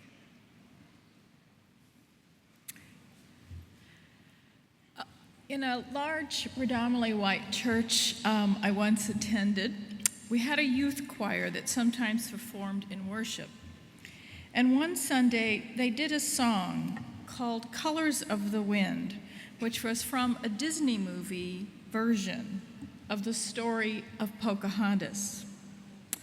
The movie is a cleaned up version of the white supremacist deception that has been perpetrated against the short and tragic life of Pocahontas. Her own people have carried their own memory of what happened to her, which is that she was kidnapped, taken to Europe, and died in captivity. Their memory conforms to both the history of conflict between Native Americans and colonizers and the unsavory character of Mr. John Smith. So I sat stunned during that song. How could a so-called progressive Christian church think such a deceptive song belonged in worship? I think imperialist nostalgia might be at work. War and conquest require demonization of the enemy because most human beings have deep inner aversions to killing other human beings. So if an army invades someone else's land, human beings who live there must be demonized, which makes killing them a lot easier. But after the war is over and the enemy is defeated, the emotional nationalistic bonds of hate that were built on imaginary slurs and fused by war gradually lose their usefulness, and the hollowed imagination of the conqueror and colonizer needs new content upon which to construct itself as noble and good. The vanquished enemy, now no longer to be feared, often becomes an object of admiration and a projection of the conqueror's need to be restored to goodness. A person kills somebody and mourns the victim. Or we deliberately alter a form of life and then regret that things have not remained as they were prior to our intervention. People deforest, pollute, and decimate their environment, and then they worship nature. In any of its versions, imperialist nostalgia uses a pose of innocent yearning and profound admiration, both to capture people's imaginations and to conceal their complicity with often brutal domination. Imperialist nostalgia can inspire people to adopt vanquished cultural forms and religions, which are recycled from their being categorized as superstition into romantic stereotypes of union with and special relationships to spirituality or nature, what I call the magic Indian trope. In attempting wistfully to reincarnate what they imagine they have destroyed, but which they still lack any deep knowledge of, victors may also seek forgiveness, absolution, and friendship with survivors or descendants among their former enemies. Absolution keeps the imperialist of the present at the center of the drama about forgiveness for the past. In drawing its emotional power from nostalgia, absolution denies economic, racial, linguistic, and national power differences and the devastations of war that continue in the present. In effect, using their continuing greater power to demand that those who have been harmed assuage the guilt of their conquerors, imperialists maintain their false innocence through solicitous kindness, paternalistic charity, admiration for the imaginary other, and what one theorist has called the elegance of manners. In doing so, they maintain their own privilege and fail to make themselves vulnerable to engaged, complex, difficult, and intimate relationships that challenge the imperialist romantic script, and they fail to undertake dismantling their own unearned privilege.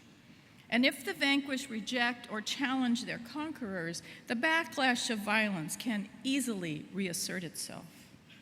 The recent romanticizing of Native American approaches to environmental responsibility has not come with a lot of justice or restoration of stolen lands for them.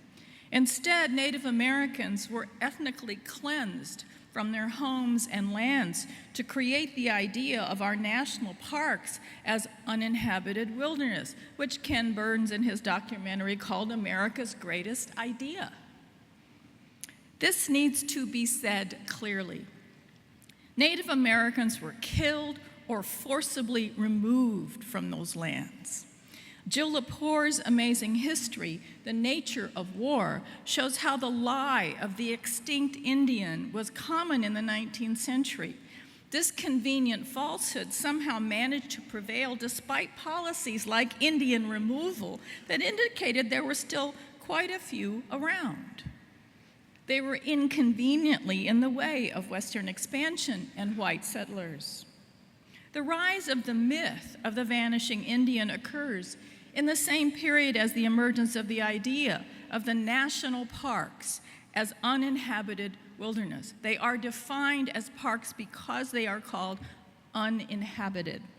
The romance of wilderness cultivated by 19th century colonists depended on the massive deforestation and urbanization that led to longings for nature and the lie of the vanishing natives. This is the American colonial contribution to the idea of nature, a hunger for uninhabited wilderness embedded in the doctrine of discovery. Yesterday, the UCC General Synod repudiated the doctrine of discovery. Good for you. In doing so, I hope we can come to understand that how we treat and live with each other as human beings is not separate from how we live on the earth, and the romance of uninhabited wilderness as a paradigm of true nature is maintained at the great cost to those who once lived sustainably on these lands.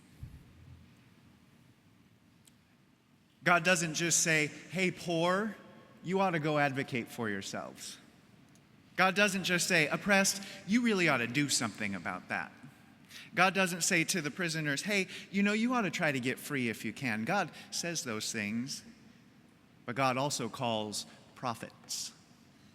Here's who the prophets were, almost always insiders, the on-toppers, the elite, the wealthy, the noble, the powerful, the privileged. A prophet that nobody notices might as well not even bother. These guys were successful because they had voice, power, visibility, access. They were the kind of guys that could write to Desmond Tutu and get a response.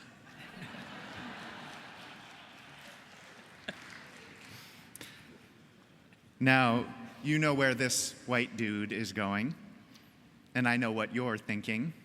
I'm just me. The world pushes me around all the time. I've worked hard for what I have, and that's true. But if you can pay your bills most of the time, if you live in a house, if you are documented, if you're white, if your body works the way the world thinks bodies are supposed to work, if you're a boy who looks the way the world thinks boys are supposed to look, if you were able to get here at all, then you have some kind of power behind you. I'm not saying God gave you that power. I'm just saying God thinks you ought to be using it.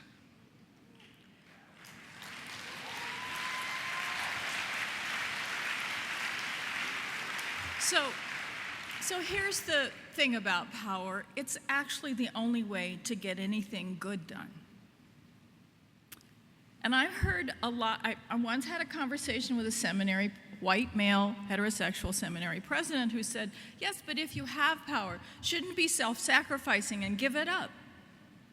The problem is, you can't give up power you didn't earn. A system gives you that power. A system gives me enormous power because I'm heterosexual. Now, I'm a woman of color, so that's a different reality. But I'm heterosexual, and I get enormous power from that I didn't earn. It just came because that's who I am. So I can't just decide I don't want to have heterosexual power. I can get rid of some of my heterosexual biases and stupid ideas, but I can't give up the power that was handed to me. All I can do is use that power to dismantle the system I object to that handed it to me.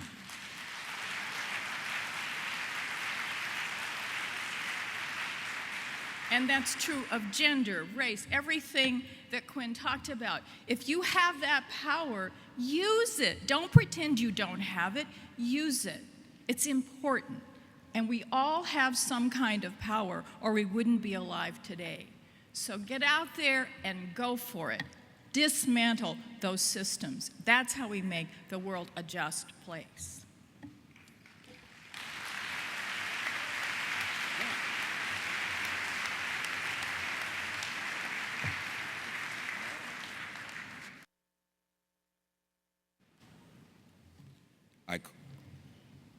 I call upon our Associate General Minister to bring us some announcements. Good morning. One last chance for speak outs. This afternoon, see Dick Sparrow walking right up there at the floor parliamentarian table right after we're adjourned here. There's some luggage storage that we arranged in 101A and B. If you're leaving to go to a transportation means after you're done today and you've got luggage, we'd be glad to check it for you for a while. Please, there are openings in this curtain behind the stage here. There's nothing back there other than opportunities to fall down, trip, unplug something, or get electrocuted. Don't go back there. There's no exits back there, and there's no public bathrooms back there. So please don't go back there. If you rented a scooter through General Synod, we need it back. We need it back at the Special Needs Office on the main concourse by 8 o'clock tonight, or between 7:30 and 9 o'clock tomorrow morning. It's going to be picked up by a vendor early tomorrow morning, and I'm told there'll be a late fee if it comes in late. And if your scooter, and we need all of the parts of it, including the charging cables and power packs. So please don't forget to return your scooters. Also, we need these back at the conclusion of the afternoon plenary. So please give your voting device back to the person who gave it to you in your delegation. And then if those delegation clicker coordinators would return them to the General Synod office as soon as possible after the afternoon plenary, we'd really appreciate it. Yes, hopefully you know who your conference coordinator is. And then finally, one final thanks to our platinum wonderful General Synod sponsors, our church's wider mission, the United Church of Christ Church Building and Loan Fund, the Retirement Housing Foundation, and the United Church of Christ Cornerstone Fund. We're going to hear a short word from the Retirement Housing Foundation, who are the folks who brought you those wonderful bags. Thanks a lot. Retirement Housing Foundation is a national nonprofit related to the United Church of Christ, providing housing and services all across the country for older adults, limited income families, and persons with disabilities. RHF began in 1961. It was the dream of two United Church of Christ clergy and a layman who wanted to address a need. There are almost 18,000 persons who call an RHF community home. We believe that everyone is a child of God. Everyone deserves a safe, secure, affordable place to live.